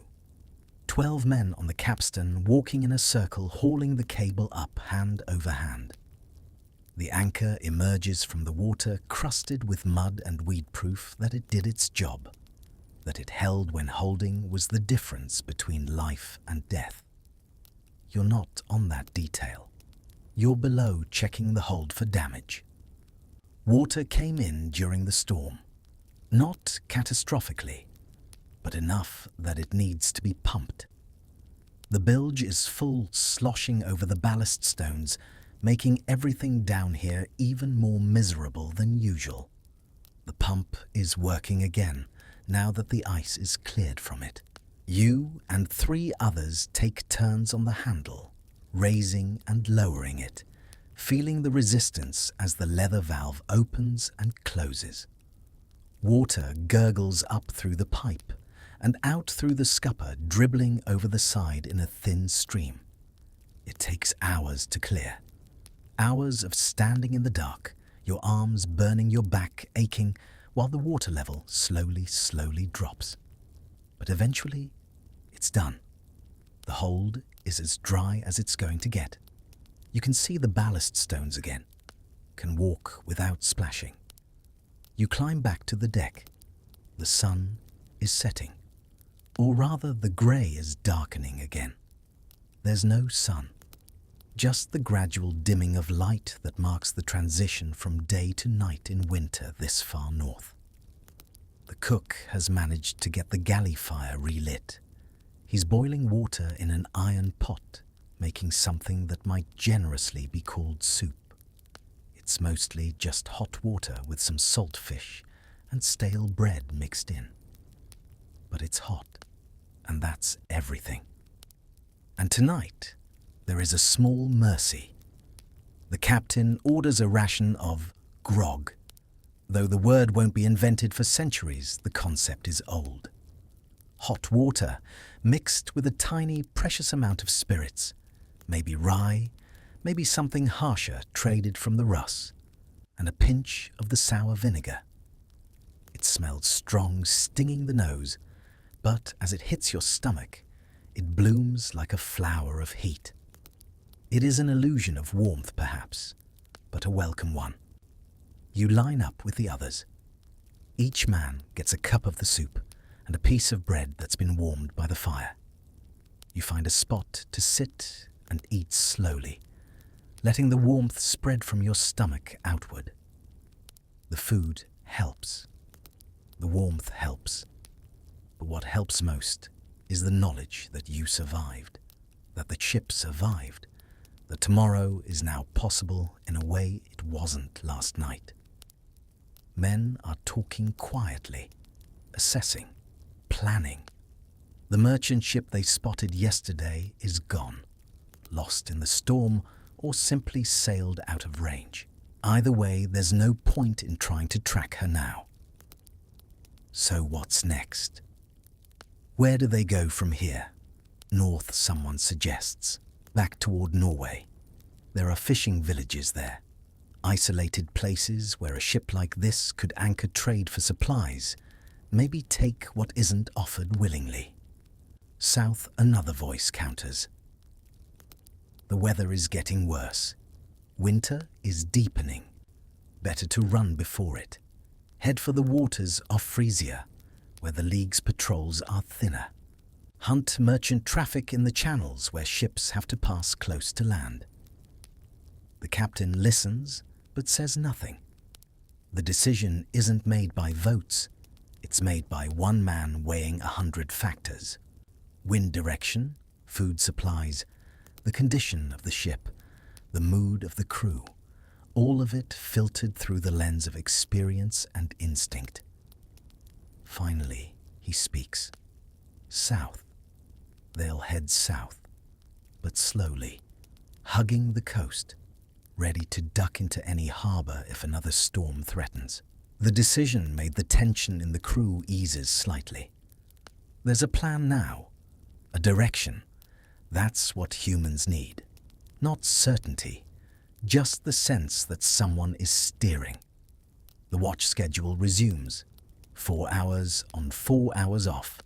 The rhythm of shipboard life reasserting itself after the chaos of the storm. You're on the next watch, so you have 4 hours to rest. You go below, find your spot. Matthias and Rolf are already there, already asleep or close to it. You fit yourself into the familiar space between them, pull the blankets up, close your eyes. Sleep comes quickly tonight. Exhaustion is absolute. But even in sleep, some part of you remains alert. Some part of you is still listening to the ship's voice, waiting for the next crisis, the next storm, the next moment, when survival will require everything you have. This is medieval life at sea. Not the adventure, not the glory, just the grinding, relentless work of staying alive one watch at a time. Not all deaths are dramatic. It's been 3 days since the storm, 3 days of steady sailing south. The weather has held. Cold, yes, always cold, but no more storms, no crisis. Just the slow progression of hours and watches and the gradual consumption of supplies. You're on deck. It's late afternoon, the light already failing. You're coiling rope, a mindless task that keeps your hands busy while your mind drifts. That's when you notice Peter. He's sitting against the mast, which isn't unusual. Men sit when they can, save energy. But there's something about his posture, the way his head is tilted, the stillness of him. You walk over. Peter. He doesn't respond. You reach out, touch his shoulder. He's cold, colder than he should be. You shake him gently, his eyes open. They're glazed, unfocused. What? His voice is a whisper. You all right? Tired. He closes his eyes again. You pull his hand out from under his cloak. The skin is waxy, yellowish. You press a finger against his fingernail. The flesh stays white for too long before the color returns. You've seen this before. You know what it means. Hans. You call for the carpenter. He knows more about bodies than most, has seen enough injuries and illnesses to have some sense of what's happening. Hans comes over, looks at Peter, lifts his eyelid, checks his gums, then sits back. Scurvy. He says it matter-of-factly, like commenting on the weather. Scurvy, the sailor's plague, the slow killer. It comes from lack of fresh food, lack of what we now call vitamin C. Medieval sailors didn't understand it in those terms. They just knew that on long voyages men got sick. Their gums swelled and bled. Their teeth fell out. Old wounds reopened. They became weak, listless, finally too tired to even stand. It is a horrific way to go. The body literally unknits itself. Old bone fractures you suffered as a child will separate and break again. Scars from years ago will open up and bleed. It is as if time itself is reversing in your body, undoing all the healing you've ever done. And then they died. How long has he been like this? Hans asks. You shrug. Saw him this morning. He seemed fine. But had he? You think back. For the last few days, Peter has been quieter than usual, moving slower, complaining about being tired. But everyone is tired. Everyone is slow. It's winter at sea. You didn't think anything of it. Hans is checking Peter's mouth. The gums are dark red swollen. When Hans presses them, blood seeps out. He needs greens, something fresh, anything green. But there's nothing. No vegetables, no fruit. The last of the onions went rotten weeks ago. The salted meat and hardtack that sustain the crew provide calories, but nothing else. Nothing that a body needs to maintain itself beyond bare survival. How long? You're asking, but you already know. Hans doesn't answer immediately. He's looking at Peter, calculating. Depends. If we make port soon, maybe. If we're at sea, another month. He shakes his head. The captain is summoned. He looks at Peter, asks the same questions, gets the same answers, then makes a decision. They'll put in at the next land they see. Risk the exposure. Risk being spotted by League ships. Because a crew member lost to scurvy is a loss the ship can't afford. Not because of sentiment. Because they're already short-handed. Because every man does the work of two. And losing even one might mean not having enough bodies to handle the sail in the next storm. Peter is moved below, given extra blankets. His ration is supplemented with a double serving of the saltfish, as if more of the same food will somehow help. It won't. But it's all they have. That night, you're lying in your spot between Matthias and Rolf, and you can hear Peter somewhere in the darkness. He's mumbling. Fever maybe, or just delirium brought on by the disease. Apples, he's saying. Fresh apples from the market. Can taste them. So crisp, so cold. No one responds. What is there to say? There are no apples. There's no market. There's only this ship and this cold and this slow attrition of health and strength.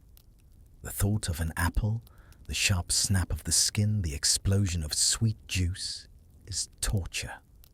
You can almost smell it in the musty air. You try to sleep, but it's difficult.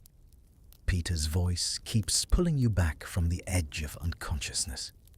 And when you do finally slip under, your dreams are strange. You're standing in an orchard.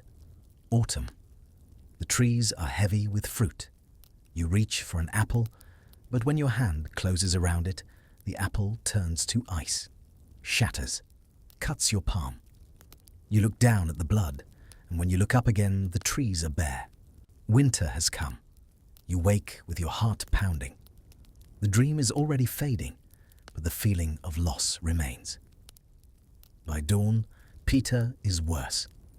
The fever has taken him properly now. He's shivering despite the blankets piled on top of him. His teeth are chattering. Someone tries to get him to drink water, but he chokes, spits it up. The captain increases the watch on land sightings. Every man on deck is scanning the horizon for any sign of shore. Even an enemy coast is better than no coast at all. They need to land, need supplies, need to get Peter to some place where he might find something, anything fresh. But the sea is empty. The sky is grey. The wind is from the north pushing them south, but there's no land in sight. Just water. Endless water. 2 more days pass. Peter is no longer conscious. He lies in the hold, breathing in shallow gasps. Someone has to sit with him, make sure he doesn't roll into the bilge or aspirate if he vomits. The task is rotated. No one wants it, but everyone takes a turn. When it's your turn, you sit beside him in the dark, listening to his breathing. It's wet, laboured. Each breath sounds like it might be the last. Peter, you say quietly, even though you know he can't hear you. Hold on. We're going to make land. You just have to hold on. But you're not sure you believe it. And even if you did, you're not sure it matters. Peter's body is shutting down. The lack of essential nutrients has compromised his immune system, his ability to heal his basic cellular functions. He's dying at a molecular level, and there's nothing anyone can do. On the morning of the third day, Peter stops breathing.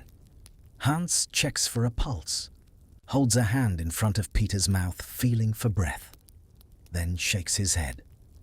The body is wrapped in canvas. There's a brief moment where the crew gathers. No priest, no formal service. As the body slides over the rail, you don't look away. You can't. You watch the white canvas turn grey as it absorbs the water spiraling down into the gloom. And in that silence, a terrible, guilty thought blooms in your mind. Better him than me. It is a shameful thought, one you will never speak aloud, but it is the raw truth of survival. There is more room in the hold now, more rations for the rest. The guilt sits in your stomach, heavier than the hardtack, colder than the wind. This emotional hardening, this callus growing over your empathy, is perhaps the most necessary tragedy of medieval life at sea. You mourn him? Yes, but you are also secretly, desperately grateful for the space he left behind. Just the captain saying a few words about courage and duty and the sea taking what it wants. Then they slide Peter over the rail. The canvas-wrapped shape hits the water and immediately sinks, disappearing into the grey-green depths. Gone. Everyone stands for a moment in silence. Not grief exactly, more like acknowledgement. Another one gone. Another reminder that out here death doesn't need drama. It doesn't need violence or storm or accident. Sometimes it just needs time and the slow failure of bodies pushed beyond their limits. The captain dismisses the gathering. The watch resumes. The ship sails on. And you go back to your spot in the hold, lie down between Matthias and Rolf, and try not to think about how many more will follow Peter into the water before winter ends.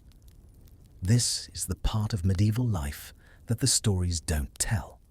Not the battles, not the plunder, but this, the quiet kills, the grinding attrition, the way the sea takes men not through violence, but through the simple, brutal math of nutrition and cold and time. And the worst part, this is normal. This is expected. Every ship loses men in winter. Every captain knows that some percentage of the crew won't see spring. You close your eyes and hope you're not part of that percentage. Land comes 3 days after Peter's burial. It's not much. Just a low smudge on the horizon that might be clouds, but turns out to be the coast of Frisia. Rocky shore, no harbour, but there's a beach where the ship can be run aground. Close enough. The captain orders the sail adjusted, the ship turned toward shore. As they approach, you can see details emerging. Trees bare of leaves, a cluster of buildings that might be a fishing village. Smoke rising from chimneys. The sight of smoke makes your chest ache. Fire, warmth, the things you've been dreaming about for months. The ship runs onto the beach with a grinding crunch. The momentum carries her up onto the sand far enough that she won't float away with the tide. Men drop over the sides immediately, splashing through knee-deep water boots, sinking into wet sand. You're one of them. The water is freezing, but you don't care. You're moving toward land. Real land.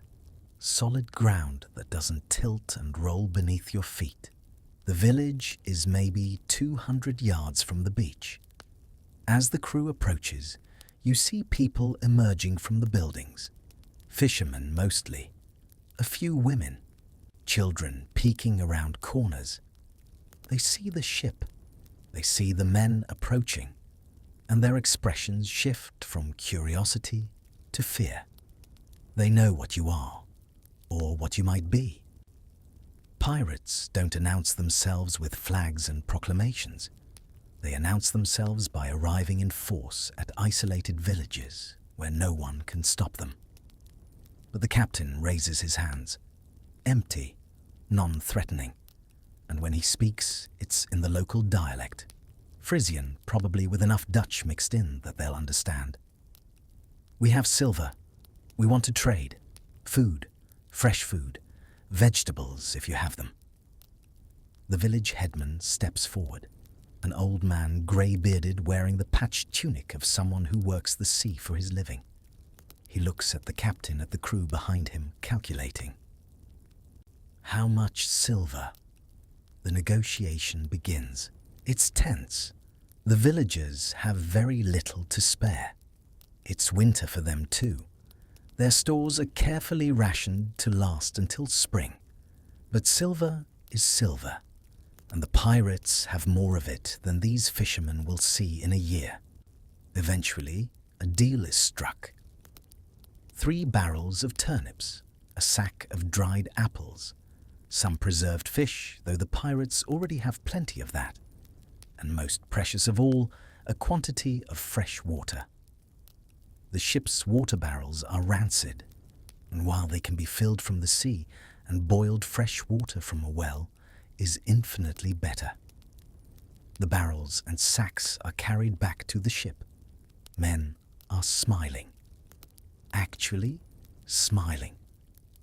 The prospect of anything different to eat has lifted spirits in a way that's almost palpable.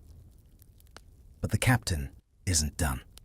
He's asking about shelter, about a place the crew can spend the night, on land, in warmth. The headman is reluctant. 40 men is too many for the village to accommodate. Too much risk, too much uncertainty. But more silver changes his mind. He offers the fish drying shed, a large structure at the edge of the village currently empty. No furniture, no fire, but 4 walls and a roof and protection from the wind. It's enough. It's more than enough. By sunset, the crew has moved into the shed. Someone has scrounged wood for a fire. A real fire. Not the tiny, carefully controlled flame of the ship's galley, but a proper blaze in the center of the dirt floor, throwing heat and light in all directions. The turnips are being roasted directly in the coals. The dried apples have been soaked in water and are being passed around, each man getting a piece the size of his thumb. It's not much. But after months of nothing but hardtack and salt fish, it tastes like paradise. You're sitting near the fire close enough that the heat makes your face sting. Your clothes are starting to steam as the moisture that's been trapped in them for weeks finally dries out. It smells terrible, like wet wool and sweat and mildew. But you don't care. You're warm. The firelight dances on the walls, creating shadows that look like friendly ghosts. For the first time in months, your toes tingle as the blood finds its way back to them. Matthias is next to you. Rolf on the other side. The 3 of you are sharing a roasted turnip, pulling off chunks and eating with your fingers. The turnip is almost burned on the outside, still hard in the middle. It's one of the best things you've ever tasted. A village dog, a scruffy thing with mismatched eyes, wanders into the shed, drawn by the smell of roasting root vegetables. It approaches Rolf cautiously. Rolf the giant breaks off a piece of his precious turnip and tosses it. The dog eats it, then creeps closer, finally resting its head on Rolf's boot. Rolf doesn't move. He just watches the dog with a look of profound softness. It is a reminder that kindness still exists even here. We should stay, Matthias says. At least a few days. Let the ship dry out. Let everyone rest. Rolf nods. Captain won't. Too exposed. The League has ships in these waters. He's probably right. The captain will want to be gone by dawn, back on the water where the ship can maneuver, where they're not trapped against a shoreline with no escape route. But for tonight, none of that matters. For tonight, you have fire and food, and solid ground beneath you. You have warmth. The fire burns lower. Men start to settle in for sleep. Without discussion, without plan, they arrange themselves the same way they do on the ship. In groups, pressed together, sharing warmth even though the fire is providing plenty.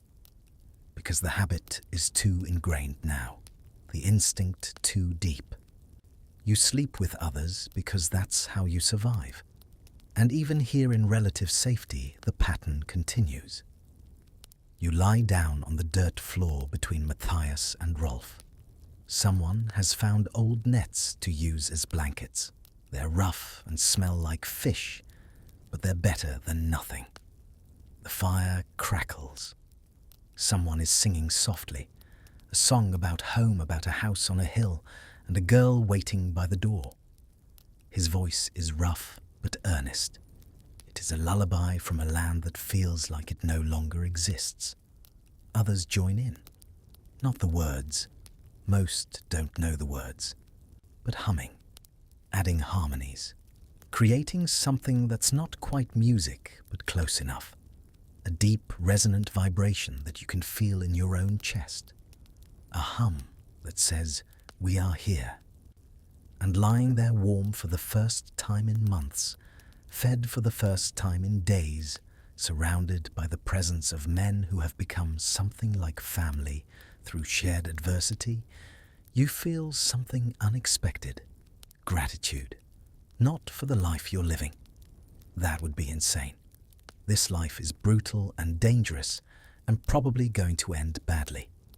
But gratitude for this moment, for the fire, for the food, for the bodies on either side of you radiating warmth, for the simple, profound fact that you're still here, still alive, still capable of feeling the heat on your skin and the fullness in your belly. You think about Peter. Wonder if he would have survived if they'd made land a week earlier. Probably not. The scurvy was too advanced. But maybe those fresh turnips and apples would have been enough to tip the balance. You'll never know. And dwelling on it doesn't change anything. What matters is now. This moment. This night. Tomorrow you'll be back on the ship. Back in the cold. Back in the endless cycle of watches and survival. But tomorrow isn't here yet. The singing fades. Men fall silent, one by one sliding into sleep. The fire burns down to embers glowing red in the darkness. And you close your eyes, feeling the warmth, feeling the presence of others, and let yourself rest in a way you haven't been able to rest in months. Just for tonight. The ship is 3 weeks out from the Frisian coast.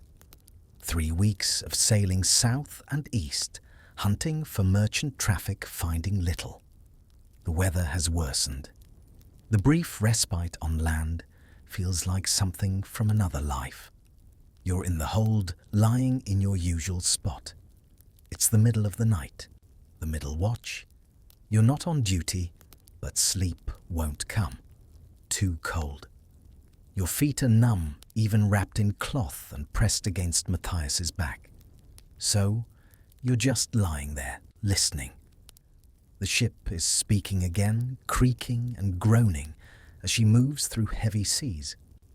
The wind is steady, a low moan that never stops. And somewhere in the darkness, you can hear someone coughing. The wet, rattling cough that might be the start of something worse.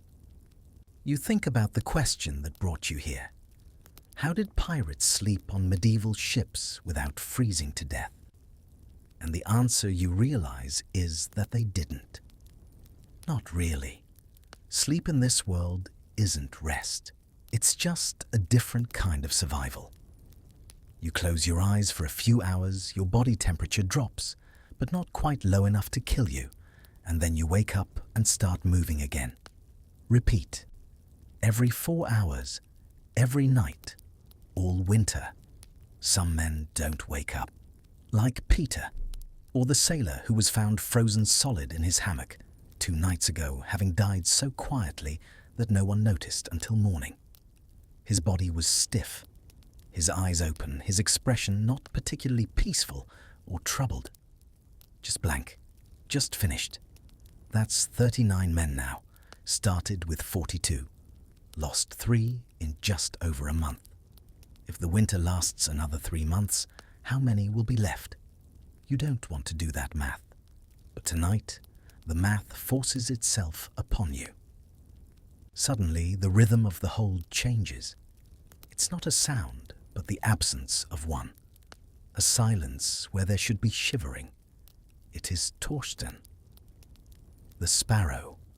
The 16-year-old boy who dropped into the hold with us weeks ago. He is lying near the center, curled tight, but his body has gone dangerously still. Someone nearby, it might be old Thomas, touches the boy's cheek. He pulls his hand back as if burned. "Ice," he whispers. The word cuts through the dark like a knife. Torsten has stopped shivering. He is going grey. His body has surrendered. The heat is gone and the cold has walked right into his marrow. In minutes, his heart will simply forget to beat. What happens next is not a panic. It is a silent, desperate choreography of survival. Without a command being spoken, the men in the very center of the pile, the prime spots where the heat is thickest, shift apart. They make a space. Hands reach out, grabbing the unconscious boy, dragging him from the edge of the hold into the heart of the human knot. But it's not enough. He is too cold. His avoids sucking heat from the air. And then you see it. The thing that will make you catch your breath. Rolf, the giant blacksmith, sits up. He unbuckles his belt. He pulls off his heavy outer tunic, the thick felted wool that is his only real armor against the freezing air. He is exposing himself to the biting chill, a sacrifice that could cost him his toes or his lungs. He doesn't hesitate. He lays the heavy tunic over the boy. Then Matthias does the same with his cloak. Then another man. They are burying the boy in their own survival layers. The men press in tight, tighter than before. A crushing weight of bodies forcing their life energy into the small grey figure in the center. Silence falls again, but it is heavy now. Everyone is listening, waiting. From the darkness, a voice begins to hum, very low. It's a lullaby from North Germany. Dat du min liefsten bist, that you are my dearest. It is not a song for a child. It is a song for saying goodbye. The hum spreads, vibrating through the chests of 40 men, creating a resonance that is almost warm itself. Minutes pass. An hour. The ship groans. The wind howls outside, furious that it has been cheated. And then a sound. A gasp. A small, ragged cough from under the pile of coats. Then the chattering of teeth begins again. Violent, rattling, beautiful shivering. He is back. The pain of the cold has returned, which means life has returned. No one cheers, no one claps. The coats are silently handed back to their shivering owners. The pile settles. The men return to their positions, colder now, shivering harder, having given away pieces of their own limited fire. But the silence is too heavy. The boy is covered, but is he warming? Then a small shadow moves. It is Little Storm. She has been watching from the rafters. Now she drops down. She pushes her way through the wall of legs and boots. She climbs the mountain of heavy coats piled on the boy. She finds the small opening where his face is exposed to the freezing air. She curls there directly over his heart, and she begins to purr. In the absolute quiet of the frozen hold, the sound is impossibly loud, a deep, vibrating rumble. It travels through the wool, through the skin, down to the frozen bone. It is not just a sound, it is a frequency of healing. It is the sound of life refusing to yield. Torsten's breathing shifts, it deepens. He syncs his rhythm to the cat's purr. From the shadows, Hendrik appears. He doesn't say a word. He reaches into his tunic and pulls out that rock-hard heel of bread, his anchor. He looks at it for a long moment, then reaches out and tucks it into the boy's cold hand beneath the coats. A promise that there is still a home to go back to. That night, no one slept alone. And for one boy, the warmth stolen from 40 freezing bodies and the vibrating love of a small cat was just enough to borrow another dawn. Matthias shifts beside you. His breathing changes. He's awake too. Can't sleep? His voice is barely audible over the ship sounds. No. Me either. You lie in silence for a while. Then Matthias speaks again. Ever think about leaving, finding some town, settling down? You do. Everyone does. The fantasy of warmth and safety and regular meals, a bed that doesn't move, a roof that doesn't leak. With what? You ask. No money, no trade. We're criminals, Matthias. The League has our descriptions. The only place we're safe is out here. Out here where we're freezing to death. Better than hanging. He laughs. It's a bitter sound. Is it? You don't have an answer for that. Time passes. The ship tilts and rolls. Water sloshes in the bilge. The eternal rhythms of life at sea. Then Rolf's voice from your other side. You didn't realize he was awake too. What keeps us alive? Rolf says slowly. Isn't the ship, isn't the captain, isn't even the silver we've stolen. What then? Matthias asks. This. Rolf shifts, pressing closer against you. Us. Each other's warmth. That's all we have. This, he implies, is the only true winter survival skill these medieval pirates mastered. The skill of togetherness. He's right. You've known it for weeks, but haven't articulated it. The ship is just wood and iron. The supplies are barely adequate. The conditions are lethal. What makes survival possible is the presence of others. The shared body heat, the mutual vigilance, the unspoken agreement that we'll keep each other alive because that's the only way any of us stay alive. It is a marriage, not of romance, but of necessity. You know Rolf's smell, the sound of his breath, the heat of his back better than you know your own wife's back home. You are welded together by the frost. If Rolf shivers, you shiver. If Matthias warms you warm, you have become a single organism with 3 hearts. I hate this, Matthias says quietly. I hate being cold, hate being scared, hate watching men die. I know, you say, but I don't want to be alone. His voice cracks slightly. That's worse. Being alone is worse. And there it is. The truth at the heart of winter survival at sea. The cold isn't the real enemy. The isolation is. The darkness is. The sense of being utterly severed from everything warm and safe and human. But pressed together in the dark hold of a ship that's barely seaworthy, sharing blankets and breath and the animal warmth of living bodies, you're not isolated. You're connected. You're part of something. Not something good or noble or particularly admirable, but something. A collective effort to simply continue, to see another sunrise, to feel warmth again someday. Rolf reaches out his hand, finding yours in the darkness. Squeezes once. You squeeze back. On your other side, you feel Matthias's shoulder pressed against yours. No words. Just contact. Just the affirmation that you're all here. All still fighting. And somehow, that's enough. Your eyes close. This time, sleep comes. Not deep, not peaceful, but sufficient. Your body surrenders to exhaustion, trusting that the men beside you will wake if something goes wrong. Trusting that morning will come, because morning always comes.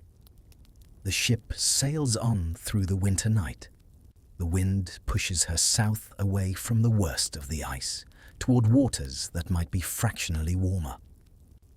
The crew sleeps and wakes and works and sleeps again in their endless rotation. And in the hold in the cold and dark, men lie pressed together like creatures in a den, sharing the only warmth they have, their own. This is how you survive winter at sea in medieval times. Not through bravery or skill or luck, though all of those help. You survive through the small, constant sharing of warmth, through the knowledge that you're not alone in the cold, through the quiet understanding that the person next to you is fighting the same fight. And that, in the end, that shared fight is what keeps you human, what keeps you from becoming just another frozen body wrapped in canvas and slipped into the grey water. You survive together, or you don't survive at all. The winter of 1399 passed. Eventually, winters always do. By March, the ice began to break up in the Baltic. The days lengthened. The wind shifted, coming more often from the south, carrying with it the promise of thaw. Of the 42 men who crewed that ship in January, 28 saw spring. The others were lost to scurvy, to cold, to accidents and illness, and the simple grinding attrition of winter at sea. The survivors weren't heroes. They weren't particularly noble. They were men who had fallen through the cracks of medieval society and found themselves in a life where survival was a daily negotiation with forces vastly more powerful than themselves. But they did survive. And the reason they survived was not because they were tough or brave, though they were both. They survived because they understood something fundamental about being human. That warmth isn't just temperature, it's connection. It's the presence of others. It's the shared breath and shared risk and shared determination to see another day. In the coldest nights when the wind screamed and the sea heaved and death felt closer than the next heartbeat, what kept them alive was each other. Their bodies pressed together in the dark, their hands checking on neighbors. Their voices rising together in work songs that had no meaning except that they were sung together. The Vitalian Bruder as an organization were eventually crushed by the combined forces of the Hanseatic League and various northern kingdoms. By 1440, they were gone, scattered, executed, absorbed into other crews, or simply vanished into history. But for a few years, in the hardest winters of the Little Ice Age, they existed. And they survived winter conditions that would kill most modern humans in a matter of hours. They did it without modern gear, without insulated clothing or reliable heat sources, without weather forecasts or rescue services. They did it with wool and wood and the fundamental human capacity for endurance. And they did it together. So as you lie in your bed tonight, warm and safe and comfortable, think about them for a moment. Those men in the darkness, pressed together for warmth, fighting to survive until morning. As you drift off tonight in your warm bed, Remember these men who found warmth only in each other. And be grateful. Grateful for warmth. Grateful for safety. Grateful for the people in your life who share their heat with you, whether you realize it or not. Because in the end, that's what survival always comes down to. Not individual strength, but the warmth we give each other in the cold. Thank you for listening to this medieval documentary. Good night, sleep well, and stay warm.